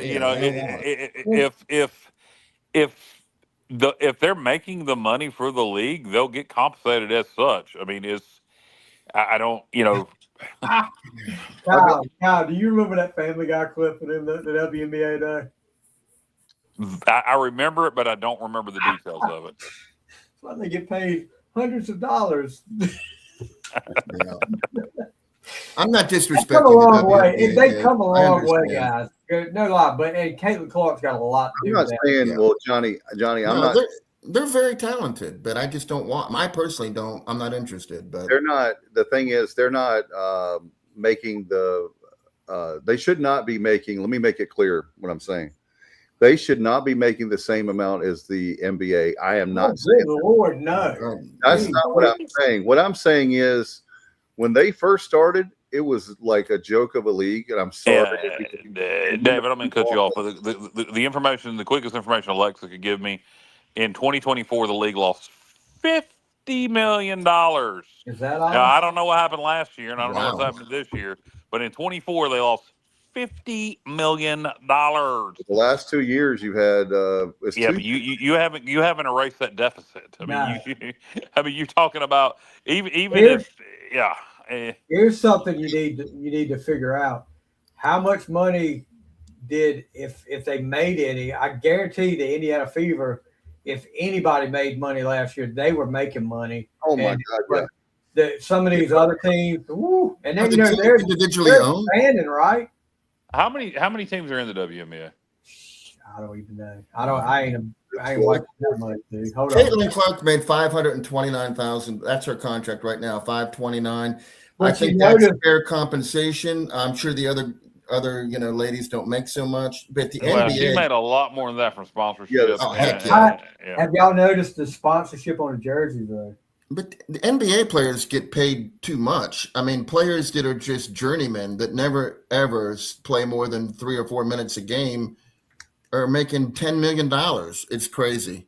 There's 15 teams, Kyle. It's off by one. 15. Okay, Dave. Okay. I said 14. So They just did it with the new CBA. What is Shell talking about? They brought back the CBA. Collective bargaining agreement. Oh! I thought it was basketball league. Not the old CBA. Yeah, I know what you're talking about. John White said Golden State made the most money as a team in the WNBA. Wow. Golden State. Go ahead, John White. Bring it. What does that mean? Johnny Stats, look out. John White is. No, I don't know what it means. What does that mean? They made money. They made more money. Golden State made the most money in the WNBA. I mean, what do you mean? What does it mean? They're not in the WNBA. Is there not a Golden State? Golden State Valkyries or something like that. There's a women's team. Yeah. Oh, Golden State has a women's team? I didn't even know that. They did it. It seems like they're getting ready. Are they getting ready to do another expansion? They just did one. They just did one. Okay. Man, maybe Raleigh can get a team. Oh yeah, what Raleigh Bullfrogs? Hey, Kyle, you're on it tonight, Kyle. You're on it tonight. Going to be the head coach. One of the topics I wanted to talk about, and I know Kyle and others is about that very thing about getting a MLB team in Raleigh. And the reason I'm bringing that up is we've talked about it several times, but several people made a great point. Yeah, literally as you are saying this, I just got a notification from X from MLB2NC. Wow. What is Shell talking about? Yes, 2 more teams coming to the WNBA? I think so, yeah. 2 more came in. But yeah, the MLB, John White, $78 million profit for the league this year. Is that what he's saying? Well, that's the Golden State. Oh, the Golden State. Okay, so Caitlin Clark makes $30 million. Good God! Well, good for her. Well, she's a good pitch person. Yeah, well, I mean, everybody wants her on their product. So the MLB to Raleigh, which is a much more interesting topic than WNBA to me. You guys can keep talking women's basketball if you want. Hey, Sophie Cunningham is an interesting topic to me. Yeah, well, she would be to me too, but not basketball related. But the MLB to Raleigh. So you got a legit billionaire with the Canes owner. He's in it. He's got a second billionaire invested. Now, what really has got to start happening is they got to get a plan for a stadium. They got to figure out exactly where they're going to put it. And then you're going to have proposals. The state legislation is going to have to be in on it. You're going to have to figure out how much money the state is willing to spend. You're going to have some people that are going to fight against it because, your taxpayer money right now don't go to diddly squat. You won't make that back. The same assholes that aren't going to want the Major League Baseball stadium because they don't want their taxpayer money to go to it. It's the same one that is worried that bitches because somebody with food stamps can buy Coca-Cola and Little Debbie's. What is it with Kyle tonight and making fun of the accents tonight? Because he's done a lot of different accents. I love it. Yeah, you're right. Yeah, well, it's the same. He's done like 3 accents tonight. I might do 4. It's the same. Carolina. But it's the same morons. The same morons are going to go, I don't want to pay for no baseball team. The same ones that worry because a woman is buying her kids Pepsi Cola and Swiss rolls with her EBT. Ice cream. Yeah, and they should just have to buy fruit and vegetables. Shut the hell up. Shut the hell. Go tell that kid that they can't have a soda or a snack cake, you ass clown. Go tell the kid. Anyway, now that that's off my mind, those other aspects of Major League Baseball have to be, we got the billionaires. I think the stadium location is going to be easy. It's going to be how much is the state legislation and the folks of the state going to be behind it. And What I think the people that aren't behind it are very short sighted on what it will mean to the economy. I agree. I agree. I think that the amount, if you think the Hurricanes, and I've become a big fan of the Hurricanes, I'm not knocking them, but if you think the Hurricanes bring people into Raleigh, if you think, a Major League Baseball team, even if they don't win, with the amount of games that are played, I mean, you're gonna, Jesus Christ, the amount of money it would bring to Raleigh, and I think the whole eastern part of the state. So anyway, I hope it happens. I think the competition, they're going to put two teams. We're way ahead, by the way. Well, I think Charlotte's pretty much out of the equation. Yep. I think it's Raleigh, Nashville, Portland, and Salt Lake. That's correct. And Mexico City, that hasn't been mentioned lately. And so I think you're probably going to do one. So I think Nashville's our biggest competition because I guess they could theoretically put one in Nashville and one in Raleigh, but you're thinking one West Coast, one East Coast. That's correct. But I don't guess they have to do that. I mean, is the Salt Lake and Portland, does that really move the needle for anything? I mean, I don't. Well, here's the thing, guys. And I guess Sacramento is going to try to get in on it too with the success they've had with the A's being there temporarily. Yeah. Well, my thing is where it's coming from is when you look at it, is you have the two billionaires, like you said, the Carolina Courage owner out of New York, and you also have Tom Dundon, the owner of the Hurricanes. You have they already have a stadium, guys. They already have a stadium location. It's in the downtown area. They were going to build a soccer stadium for MLS. They didn't get that. They still have that land. There's two or three other locations they could build it right off the top of my head. In Raleigh, and then the legislature. The funny thing is, you guys, we were talking earlier about the betting as far as East Carolina and how much would everybody get. Well, the two things the Democrats and Republicans and John White. I'm not making this political, bro. I'm not. But ironically, the two things they can agree on in the last couple of years is sports betting and now a baseball team. But at least I give them credit that they're coming together. I saw today, Kyle, it's $1 billion with $1 billion package that they already have ready to rock and roll. They have that. They have the stadium location, the two owners, like I talked about. Where's the stadium location? I'll have to, what is the name of that area? They were going to put the soccer stadium there. I'll have to, okay. I'll see if I can I don't know the exact name of the location. I was hoping it was going to be outside of the city. It would be like over in Johnson County, so it would be even closer to me. Well, that's one of the things they talked about is that's the most popular one, ready to shovel in the ground kind of thing is the one I'm talking about. But they've mentioned 2 or 3 other locations around Raleigh and maybe in Wake County-ish, if you want to talk about it. Let's go JoCo, baby. There's one location somewhere over by PNC Arena they're talking about, right? And there's one they were talking about they could do that too. Yeah, Alan, they could do that. Yeah, there's still some open ground out by Lenovo Center and Carter Finley, but I mean, you're going to run out of parking eventually then for events. Right now, you got a lot of parking for Lenovo Center. Yeah. Good one, Kenny Carlin. Yeah, well, that's let's see. I'm getting the. There's actually been a little bit of talk, believe it or not, about moving. $4.7 billion. I beg your pardon, Kyle. Yeah, you talking about Kenny's line about the fudge rounds? Yeah, that's from an Oliver Anthony song. I know, great verse of that. Great I don't. If you knew what percentage of your tax money went to EBT versus goes to wipe the ass of politicians, the people who get mad when they see somebody in the I get it. Well, I have to work to pay for my food. Yeah, I get that. But the kids can't make their parents go to work. Well, and another thing is that's the worst stereotype on the planet. There are a lot of people right now that are work and get EBT. Absolutely. They're underemployed. They're working 2 and 3 damn jobs.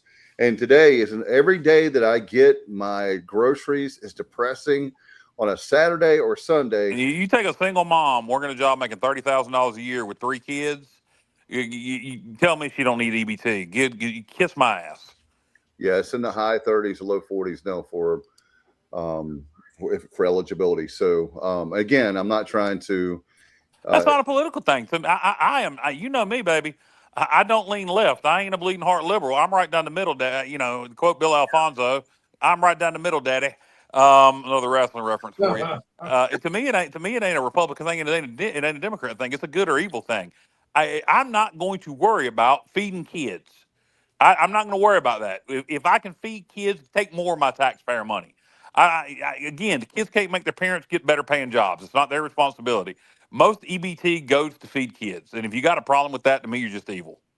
Not only that, but the fact is, like I talked about, the inflation is 4.1%, and our wages are going up maybe 3%.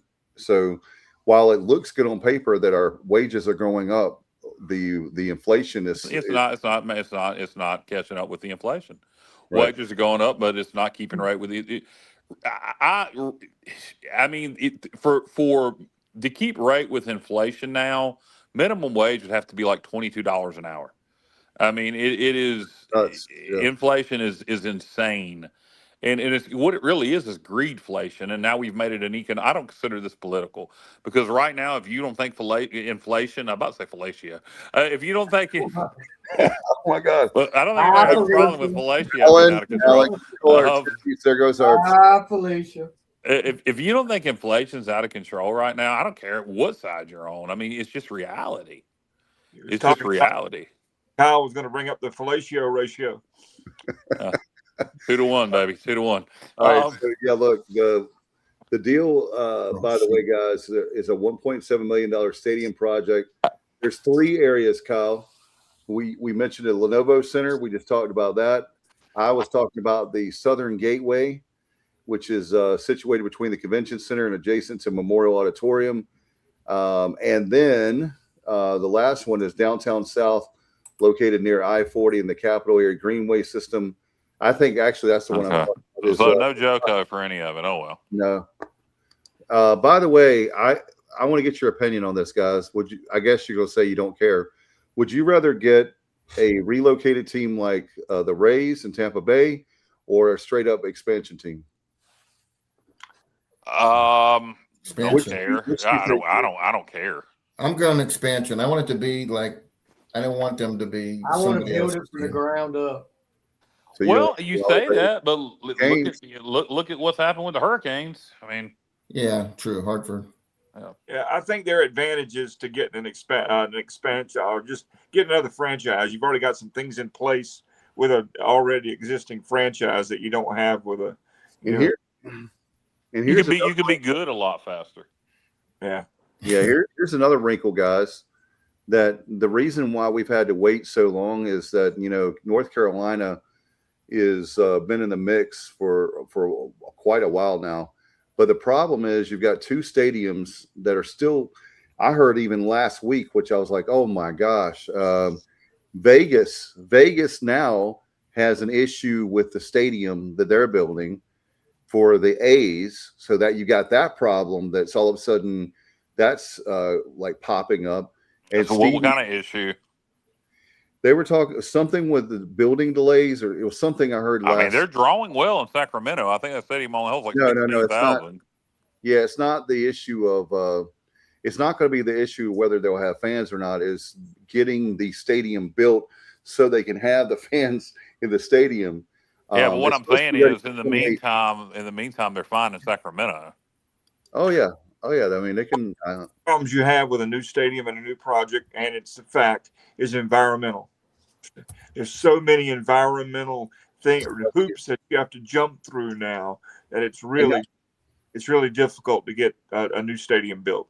And there's certain cities, you're right about that, Alan. Not only I'll add to your point, a great one, the environmental, but also you've got some cities that are just not business friendly, and they're going to make them jump. Not only the environmental stuff that the things we already know about, but individual cities have different codes. And in Vegas, the right palms might not have been paid yet. Some of Matt's people might not have got the right amount of money yet. Oh man! Oh man! No, he didn't. Hello. Oh, bada bing, bada boom. Some people with vowels at the end of their last names may need to get a Oh little bit more man, money. like Semenza, Yeah, it could be holding some things up in Vegas. or and Matt Semenza is very good with friends with Tony Soprano. Balsam Hill guys. Yeah, that's Balsam Hill's just like you remember how the Sopranos were in the garbage disposal business. Matt's in the Christmas tree. Yeah, business. exactly. Hey, by the way, Kyle, we have the problems with the A's that they look like they were getting, and then you go back to, have y'all been following the Tampa Bay thing? I mean, I haven't in the last few weeks. Yeah, nobody's showing up, and they're a good team. Yeah, they're a really good team. Which one is them or the Marlins? The Marlins has got all the Pirates in it. Yeah. Yeah. Well, one got sent down to AAA. Yeah. Well, Norby got sit down. Connor Norby. He's the only one. That's not good. Well, I mean, look, if nobody keeps showing up in Tampa, look, hey, bring the Rays here. They're AAA affiliates in Durham. So let's put them in Raleigh. The Raleigh Rays. You don't even have to change Raleigh the Rays. name. We've got a nice ring. Yeah. Or the Carolina Rays. So what do you want to call it? Yeah. Raleigh Rays rolls off the tongue very nice. Yeah. Alan Vick is going to do play-by-play for the broadcast.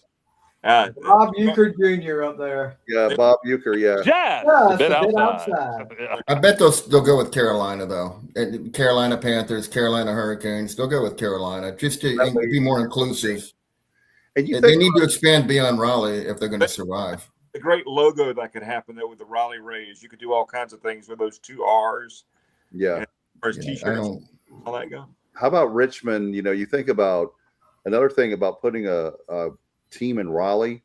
When you look at Richmond, not too far away, the Norfolk area, Tidewater area. Yeah, if you're Richmond, you the Nats would be just as close, but it's a lot easier to get to Raleigh and not have to deal with traffic.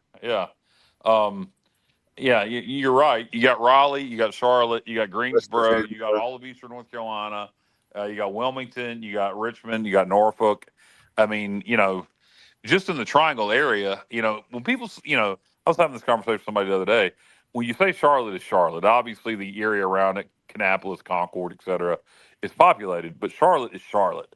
Raleigh, Durham, Chapel Hill, Apex, Garner, Heatwave Arena, Cary, Wake Forest, Pittsboro, Nightdale. I mean, it all runs together. It's one town after another. It's a very populated area. Yeah, well over 1 million people. And then when you look at Eastern North Carolina, like you said, Kyle, an easy drive. You're looking at another, just like where we have ECU Health, we service 1.4 million people in 29 counties. So basically, north of Jacksonville up is us. So when you look at that population alone, the Raleigh Durham metro area has. Hold on, I just forgot it. Hold on, sorry, Dave. Continue. No, go ahead. Okay, well, I was just making the point that you're looking at. I mean, all the metros I talked about, and I wasn't even talking about Eastern North Carolina. And you're looking at a few million people at least without even. The Raleigh-Durham metro area has over 2 million people now. That's not counting. Greensboro is its own metropolitan area. Then you have the Greenville metropolitan area. So that's not including Greensboro even, because that's its own metro area. So yeah, the Raleigh. I think Greensboro includes Danville, Virginia, and Yeah, it would include. It probably would. It would probably be Raleigh. It would probably be. It would probably be Greensboro, Winston-Salem, High Point, probably Danville, Burlington. I don't know if Burlington. I wonder if Burlington's included in Raleigh or if it's included in Greensboro. It's a triad. Okay, it's a triad. Okay. Yeah, but you're right, Kyle. That what the point you're making is when you look at these metros, what used to be a lot of like rural area and farmland and everything. I mean, my gosh, next year we can do a live show, Alan, from Buc-ee's there in Mebane. Yeah, absolutely. I'd love to go to Buc-ee's and broadcast live on the roof. And have some beaver nuggets. Yeah, and I heard they're going to give all the TSO listeners and viewers free gas. I was going to say they were going to give them all free beaver. Then you can actually put some in your car as well. So if this happens, Dave, if expansion happens, we're well, getting the Buc-ee's in Mebane. It's going to happen. It's going to be like 30, 31, 30. I mean, 2. 29 is the year they're looking for. No, to be really? Yeah, 29 is when everything is probably going to be. The teams won't start playing them, but the announcements will come in 29 from what I'm hearing. Here's the thing. Wow. Here's the thing, Okay, I thought it was later than that. Yeah, here's not from what I'm hearing. What I was told, and Josh had a comment that he hopes that it's not as anybody as long as they're not in the NL East. But here's the thing: it's 32 teams. So what they're going to do is you have, just like the NFL, it's going to be 8 divisions with 4 teams in it. So there's going to be realignment involved. I don't know how. I'm not a nerd on realignment on that, how that's going to play out. But I will tell you that you'll have one American League team, and you'll have one National League team. And my hope, like Josh, I hope our team is an American League. And if it's Portland or whoever else out there is in the National League, but I don't know how that's all. But that's the way they're going to do it. They're going to do 2 teams. Well, when you look at it for travel purposes, if you look at the NL East, the only team we would really be, aligned with that makes a lot of sense would be the Braves, which is, I know, not what Josh wants. But if you look at the NL East, well, I guess the Nats are in the NL, aren't they? Yeah. So, I guess the Washington Nats also. So it might make some sense to do NL East, but AL, you got Baltimore, you got all the Northeast teams. It fits in geographically, but I guess though NL East does make a lot of sense when you look right in between Washington and Atlanta. Sorry, Josh. I'm sorry. You at least you get to see the Braves play. Yeah. The Braves will be a lot closer, Josh. Oh. And then when the Braves don't play, that could be your second team, is what what I would say. But last time they had realignment, they had some teams jump leagues. Like Seattle used to be in the National League. Houston used to be in the National League. Yeah, Houston was in the National League. So were the Brewers used to be in the AL. Yeah, they used to be in the Brewers AL. C League. You remember he owned the team and had his daughter, running. He purposely got his team, the Brewers, in the National League. Makes a lot more sense for them to be in the NL Central. Oh, I don't have you. That's fine. To the AL East. Justin Butt says send Philly to the AL East. Yeah. I've heard that. I've heard that mentioned. He's not. I've heard that somewhere that they fit. I mean, you talk about from a geographic standpoint. Yankees, Red Sox. I mean, that would make a lot of sense. Yeah. Toronto is in there. In fact, you could move Baltimore. You made a great point, Kyle. With you could put Baltimore, Washington, Atlanta, and the Raleigh team together as a 4. As the division. I don't know that Baltimore and Washington would be ever put together. It would make sense, but yeah, I'm not saying it will. I'm just saying that, like, geographically speaking, like those 4 teams, like being close, they're the closest. Go ahead. No, I was just going to say I'm looking forward to it. I think it's a no-brainer that we're getting a team. But what I was going to add is earlier, and I failed to mention this, is there people that are upset, Kyle, not because of the taxpayer money and, oh my God, if I have to sit 2 hours and wait in line at a grocery store because they've got $300 or $400 worth of EBT, I'm going to go mad.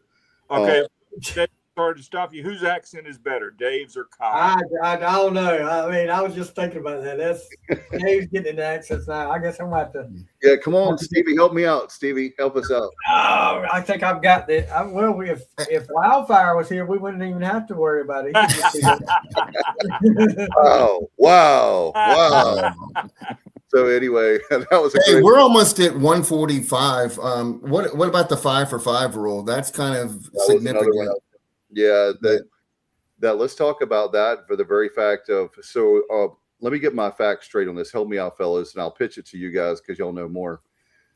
That means that there's going to be no more red shirts. Is that correct? And you're going to get 5 years to play play five. You get to play No. 5 years.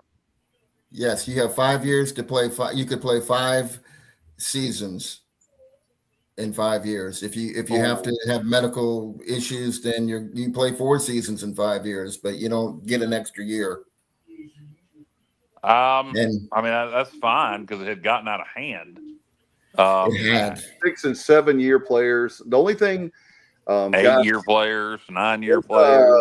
Wait a minute, was Patrick Pinckney 6 years off the top of my head? Oh man, yes. Pinckney 6 or 7. Pinckney was like the beginning of the COVID players before COVID was the thing. Yeah, he's the one that comes to mind that I'm like, oh. Yeah, well, I think the kid, our quarterback Griffiths, I think is like 28. I mean, I'm telling you, they have provisions for people like him. Like for instance, some of the P4 schools are getting players out of Europe that are 24, 25 and have been playing professionally, but they've never been to college. And now they'll only have 1 year of eligibility if that's the case.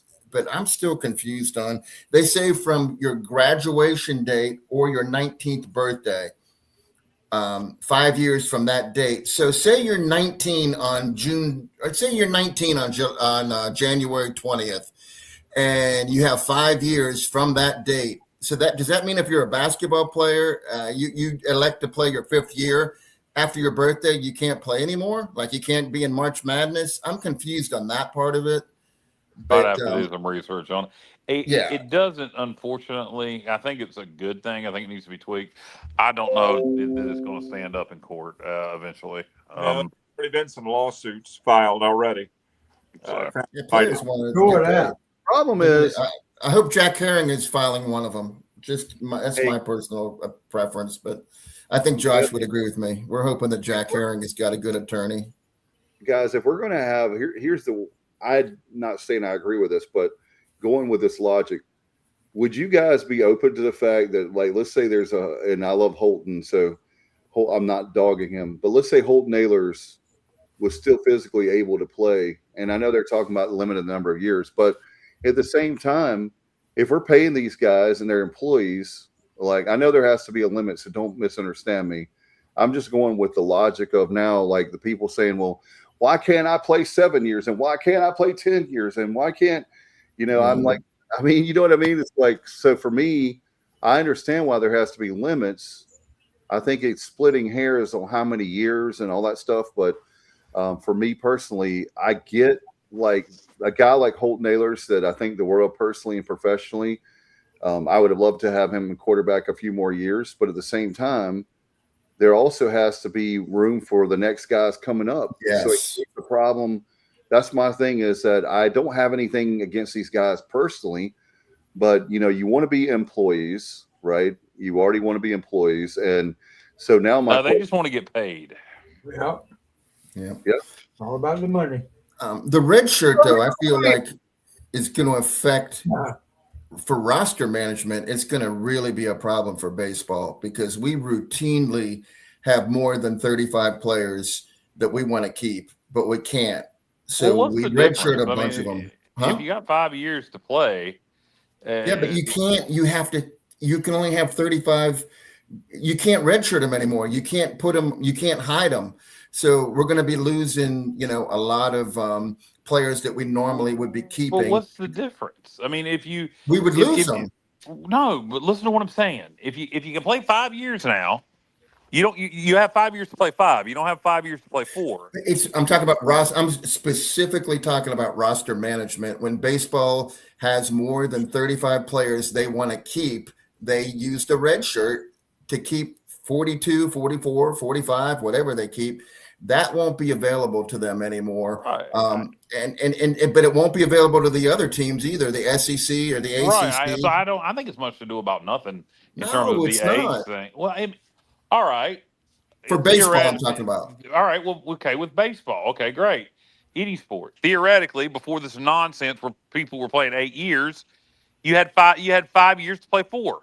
Now you got 5 years to play 5. But what I'm saying, Kyle, is in baseball specifically, they used the red shirt as a way to keep more players on the roster so that they didn't lose them to another school, which they can't do that anymore. And in football, redshirt is going to be, I mean, there's offensive linemen and quarterbacks normally aren't ready to play as freshmen. So I don't know if we're going to see more of them playing. I understand what you're saying, but I don't understand what you're saying. I mean, why? You have 5 years to play 5, right? What he's saying is what he's saying, Kyle, is the number of players when you have 5, when they can play 5 years, then some of those guys that normally would be redshirted and we would be able to save them, now they're going to go to another school because they would probably have another year or two of eligibility and they would go to maybe a bigger name school or they would transfer to Liberty. I still, before you had 5 years to play 4. But you're going to lose. Okay.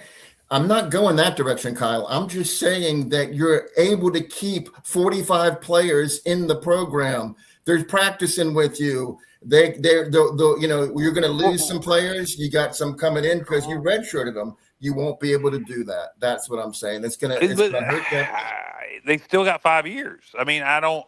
But you can't keep, but Kyle, opening day comes. You can only have 35 players on your roster. We've had 45 now. You're saying that the redshirt allows you to have more players on your roster? Yes.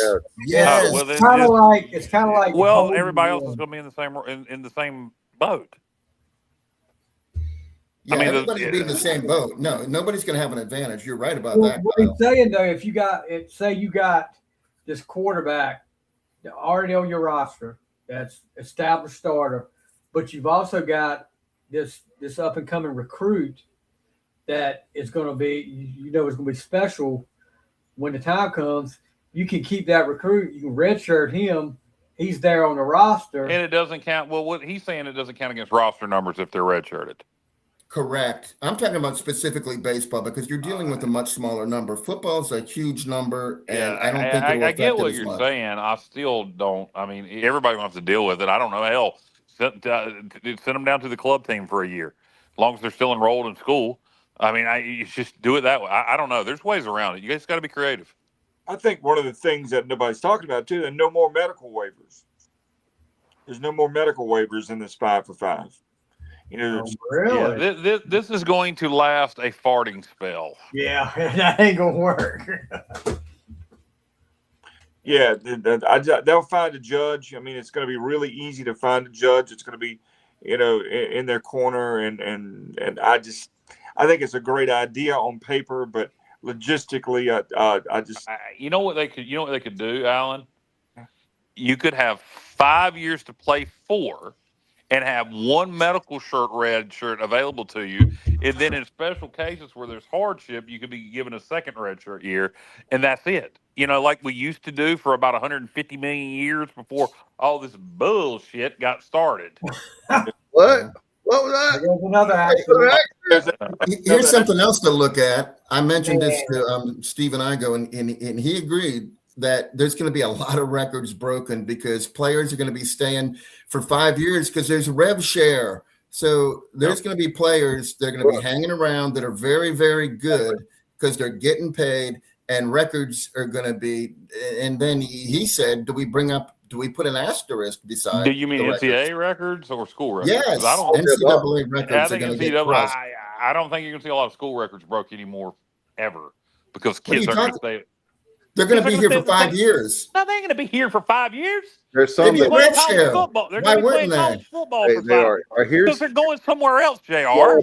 Because y'all are both. Yeah, you actually. Because you're going somewhere else. If we have a great running back. Okay, let's take Braden Burrs. He's not going anywhere else. He can stay here for 5 years. He's going to crush some records. Okay, well, I'm talking about football. Okay, so if we have a great running back. Who would break all our rushing records? Like right now, I guess that Raji holds a lot of them, and Chris Johnson, Junior Smith, etc. He's gonna be gone after 2 years. So I mean, I don't think you're gonna see a lot of school records get broken anymore. Here's the deal. Here's the deal that nobody's talking about is the fact this whole crap started. And I'll just tell you, I'll be blunt on this, and people are gonna get mad at this, but there's a lot of kids that are great college kids, great performers, right? So what I'm at, well, both of y'all are right. Johnny, they're going to be great guys that are great, Right. and they're going to be making a lot of money. Guess why? You know why? Not here. The reason this whole thing started is because there are guys that will never make the NFL. Okay. And I'm not even anywhere close to Division One, right? I'm not knocking them, but that's exactly what it is. They want to get boatloads of money. Instead, before we had it where the Matt Semenza era, where you busted your tail to have a shot at the NFL, and if you didn't, so be it. But now it's Hell, the trickling. Matt Semenza, hell, the Holt Naylor's era. I'm just saying it's going way back, and it's going, guys. It won't be long, and there's going to be NIL for high school. It's coming. No, there won't. Yes, it's coming. It's coming. No, there won't. not maybe at the highest levels, but ain't nobody paying. Schools will just drop football. They'll just drop it. Anyway, but I'm just saying that what my point is that instead of having to earn the NFL to make money at the NFL, that's what we're doing now. It's like NFL light, NFL. I mean, that's what they're doing. And so, to Johnny's point, Kyle, you're right. And there's players that are never going to stay. Yeah, but they're also they're going to stay in college, but it's going to be 15 different colleges. I know, but but they're going to limit transfers as well, are they not? Supposedly, that's not going to stand up either. You don't think that a kid like Holt Naylor's, if not Holton could get paid, that would be fantastic. Yeah, Holton did play 5 years though. Yeah, but let's say my point is, let's say that their NIL was prevalent when he was a freshman. And he had 5 years, and we were like, man, we got to pay this dude $1 million. I'm just throwing out a number, or 500,000, right? Then he could be making bank and not even, go to the NFL until after the 5 years, because he's going to be making more money. There are kids right now making more money in college than they'll ever make, even when they are superstars. Yeah, and I guarantee you're not going to see a damn thing with this rule right now for transfers. Ain't nothing going to change with the transfer portal yet. There's not going to be anything. They're going to find a way. You're going to have kids that are just going to keep transferring like they have been, chasing the dollar. That's not going to change until there's a major change in college sports. And what I'm talking about, what's going to happen is you're going to see in football only. It's not going to affect all sports, but in football only, you're going to see the top schools break away and play in their NFL, and then the rest of us play college athletics. So that's when you'll see a change with some of this nonsense. I think we're trying to put the toothpaste back in the tube. You can't do it. That's right. Yeah. Hey, Dave. Yeah. This is a developing story, and we can talk about it later. I don't like disagreeing with Kyle because we're usually on the same page. So it's fine to disagree. It's fine. I want to talk about something. No, there's nothing wrong with disagreeing, JR. And what you're saying. Yeah, I know. But I want to talk about something that I think. Wait a minute. Well, you can talk about it after we finish this point. I don't agree with you, JR. JR, you don't agree with me? I feel hurt now. Shut up, Stevie. Well, wait a minute. Wait a minute. If the transfer rule doesn't change, if the transfer rule changes, yes, I agree with you. But if the transfer rule doesn't change, you're not going to see any school records getting broken anymore. Well, not at East Carolina. Not at East Carolina. Okay. I think we disagree on that. But I wanted to move on to something I think you'll agree. How much of our roster did we just lose last year? I understand, but there's still it's the people that are very good, but loyal, and they're loyal. I don't want to waste any more time on it, so I want to move on to something that I think you'll agree with me on. Another rule change in the NCAA football that it should have never had to be a rule. It should have always been the case. North Dakota State and Sac State are moving up. Yeah, that was an antiquated and rule. They can play. They're eligible for a bowl game. Like James Madison got hosed a couple years ago. So did App State. And App State too. 14 or whatever it was. So this was the right move for sure, I feel. I'm glad we can all agree to disagree to agree. Yeah. Exactly. Hey, and did anybody know that Brian Kelly is on Memphis's coaching staff? For some damn reason, my phone just connected to my Bluetooth speaker, just by itself.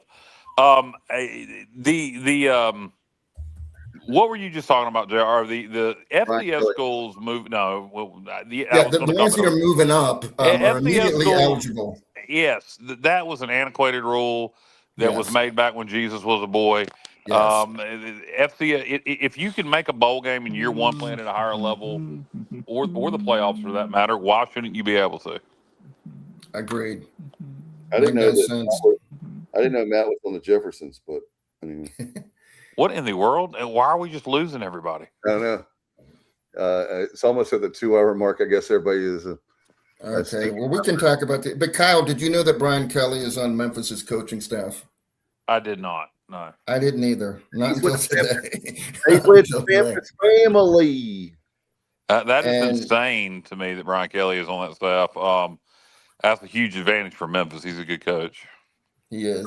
Stevie got to get up early. So. And Coach Ogeron is now back with LSU after months after receiving his final payment of $426,000. Yeah, I knew that. I knew Coach Yeah, was so back now with he's LSU. back with them. He's getting $100,000 in a car that he can use. So that's a more.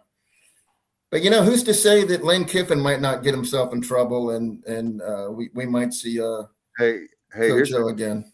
That makes sense, Johnny. You made perfect sense. You know why? Because Lane Kiffin, if he doesn't win, I was getting ready to say the Super Bowl. Oh my God, the national championship, he is going to get fired again on the tarmac, and they've got a nice insurance policy right there. Otherwise, I mean, that's It my would be take. insane, but it's possible. You talk about It's LSU. The soap opera that LSU is going to be with Lane Kiffin and Will Wade. Yeah, and your Kim girl, Mulkey. Kim Mulkey. I mean, if that doesn't speak, can you imagine if we had them at the Pirate Club Armada, like the three of them just traveling around? And I will say this, I do feel bad for state fans because that was a big hose job. Yep. And they deserve better than that. That was who cares? I think Justin Gainey's going to be fine. though. State's going to be fine. Oh yeah, who cares? I don't care if they never win another basketball game.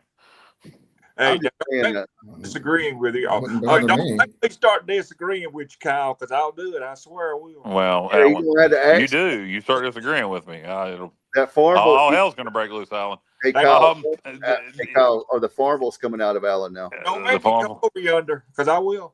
You make you come do what now? Don't make me come over yonder, because I will. You come over yonder this way? Well, I'll tell you what, it'd be a fair piece for you to get over here, but I'll be ready. He's fixing to? Yeah. Want to? Is Mike using the last year of our payroll? That's a good question. I would think so. It's close. Yeah, it would just about have to be. I mean, he only had a few more years. Like, was it 3 years on his contract left? Yeah, 2 or 3. Yeah. It wasn't like we had some ridiculous 8-year deal as Kyle talked about. So you're right, Robert. Is he still at Clemson? Yes.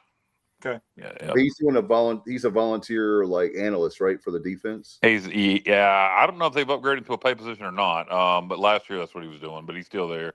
I was going to say something a moment ago, and Alan, when you disagreed with me, didn't agree, whatever it was, you made me lose my train of thought. What the hell was I thought? What were we talking about? What were we talking? Yes, what were we talking about? Yes.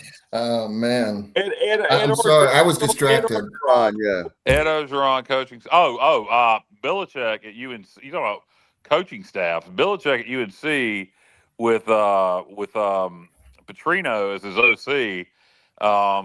You got to figure who's going to have the hottest girlfriend between those two. That's the biggest thing.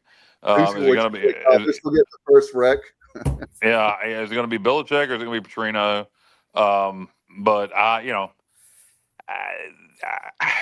You got. Look, I don't. The whole Belichick thing. People that want to knock on him for the young girlfriend, shut the hell up. If I was as rich as him, I'd be doing the same thing. Only I wouldn't be bothering with coaching football at this point. But won 6 Super Bowls. I mean, Petrino. And I don't. That secretary he got on the wreck with the back of his motorcycle was 5 stars. She was a 5-star recruit, so good for him. But he is just a horrible human being. Forget the secretary. He's just a piece of trash. Secretary is the least of my concerns. But it'll be interesting to see. He is a good offensive mind. There's nobody over there. you know, and I know now these players get paid, and who gives a crap? You're not trying to develop young men anymore. But I wouldn't want. Chapel Hill for a place that likes to snub their nose and talk about how much better they are than anybody has got the sleaziest football staff in the history of football. Well, I'll tell you what, you're right about the Petrino thing, number one, because it's like, let's say that Alan Vick's the athletic director for a school, and you come and you shake hands, and Petrino is like, I'm your guy, man. And you do the press conference, and everything is great. And all of a sudden, he reaches out to Kyle, who might be like another athletic director, and there's no morals for that guy. You know, there's teams that you don't like the team because the coach wins all the time, or he's arrogant and says, you know, I'm going to keep winning, and you deal with it. There's all kinds of reasons why you may not like a coach, but most of the time it's not because they're bad people. It's just because they win all the time, and it's not your team. And it could be a rival school. But Petrino was with the damn Falcons. Wasn't he with the Falcons, and he wrote a letter to him? Was that the same coach? Wrote a letter and said bye-bye. Like he didn't even have the courage. Yeah. He didn't even have the courage to tell his team. That is, you know, they can say all they want to, but Petrino is just not the. And then the Belichick situation is, you know, they're paying him a lot of money. And I understand you want football to be good, but Kyle, the four guys on this show right now could do a better job than the roster management. I'm sorry if people get mad at me saying that, but you know as well as I do that they made excuses like they came in late and all this stuff. But the bottom line is with I think the biggest thing, I don't know what their deal was on offense last year. They had no identity. Their defense got better as the year went on, but I think one of the biggest problem was he doesn't know how to run a college practice. Yep.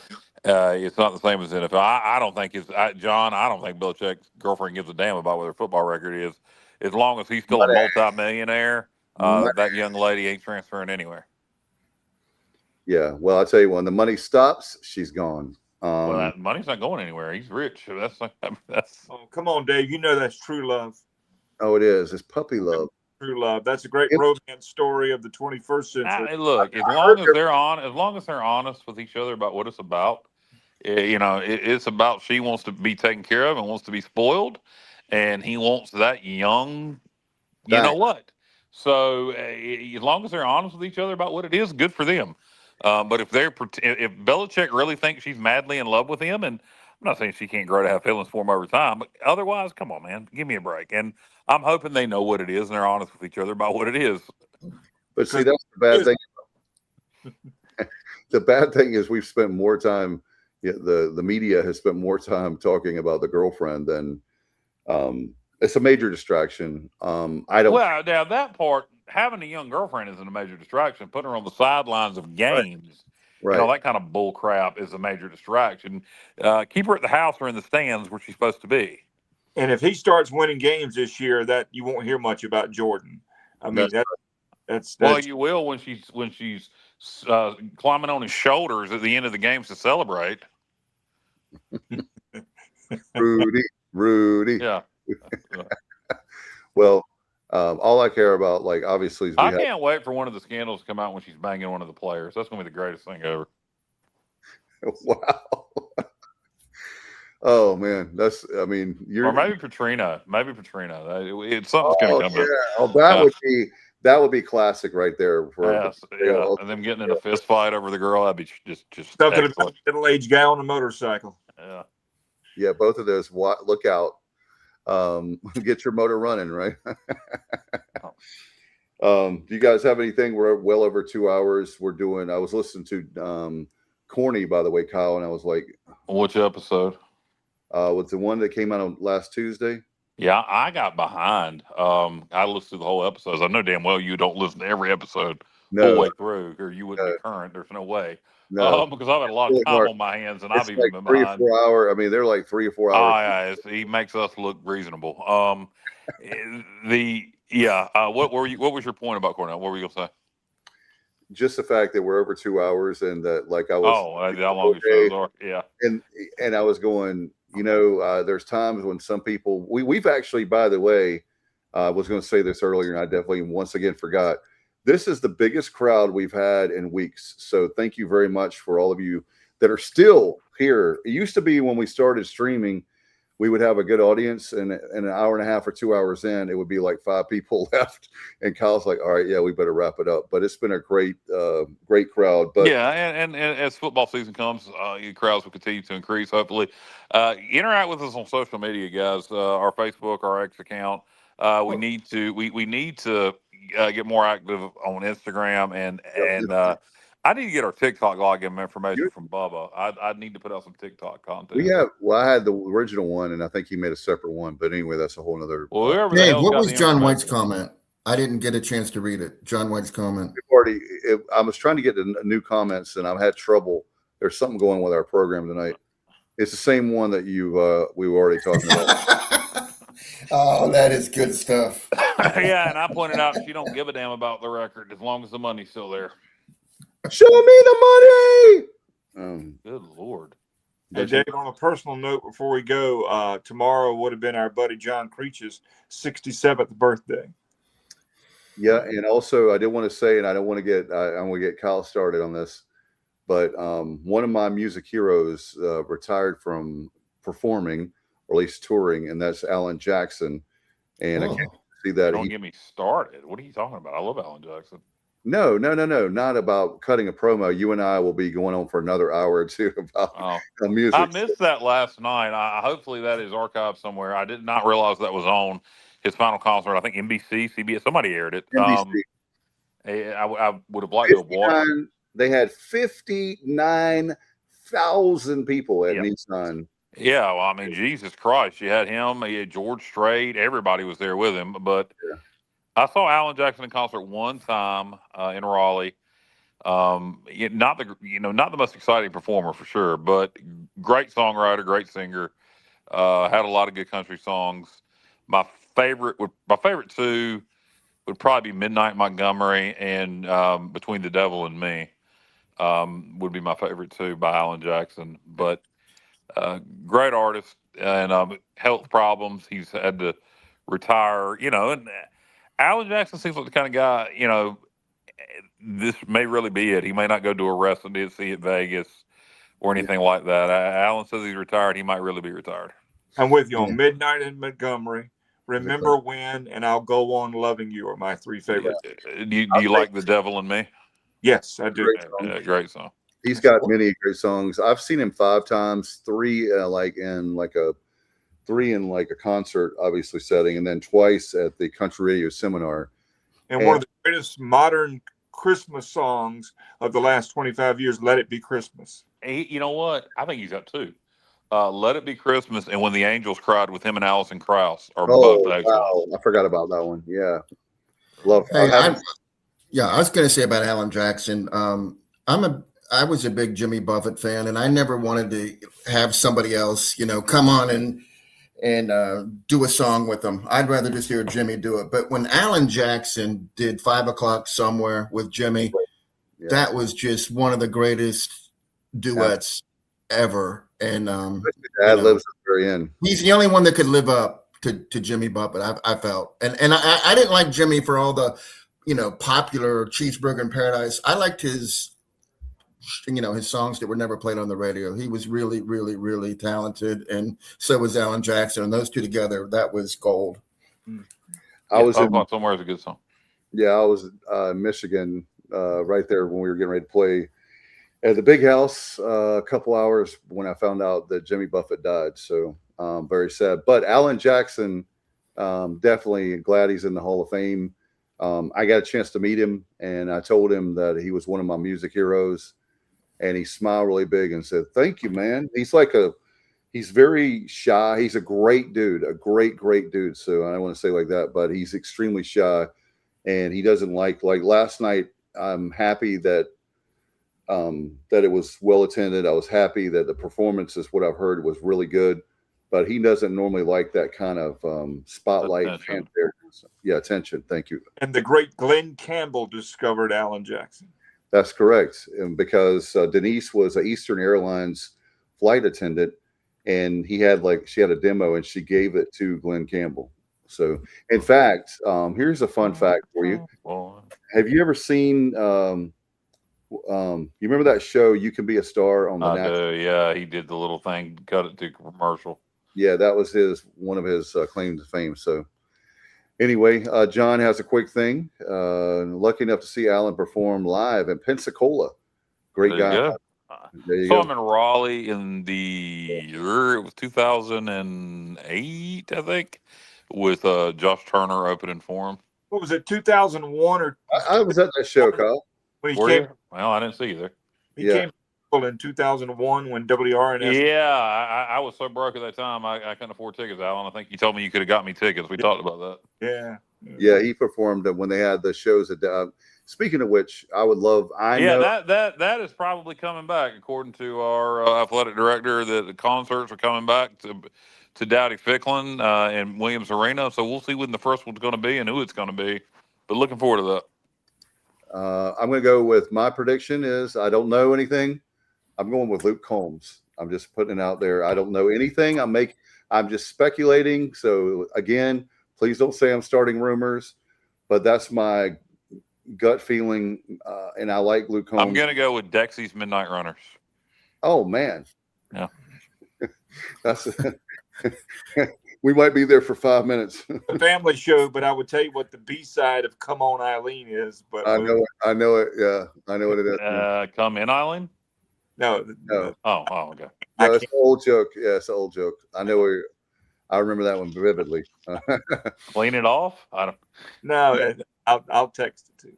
Yeah. Okay. All right. All right, guys. Do you have anything before we get out of here? Thank you, guys, and thank you again for the great live people here with us live on YouTube. Yeah. Thank you for the live people.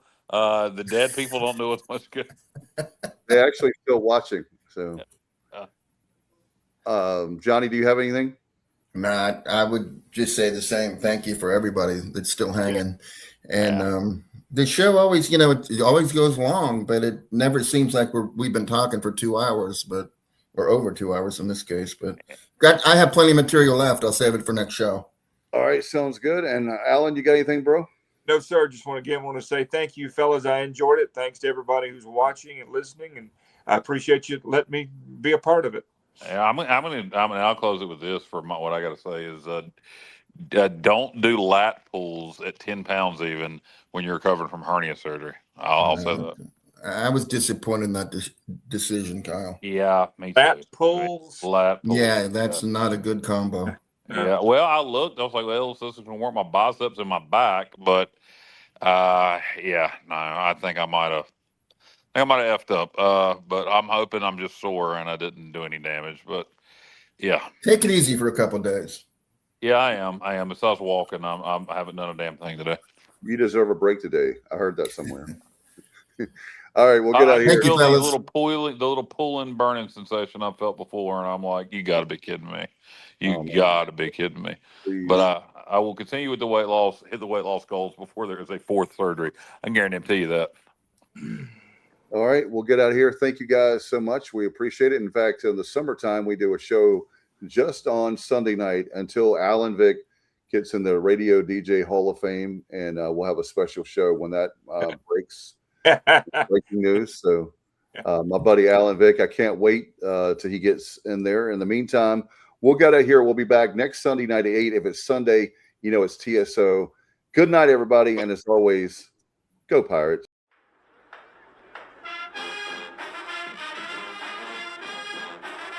You're watching The Sports Objective, the podcast for Pirates.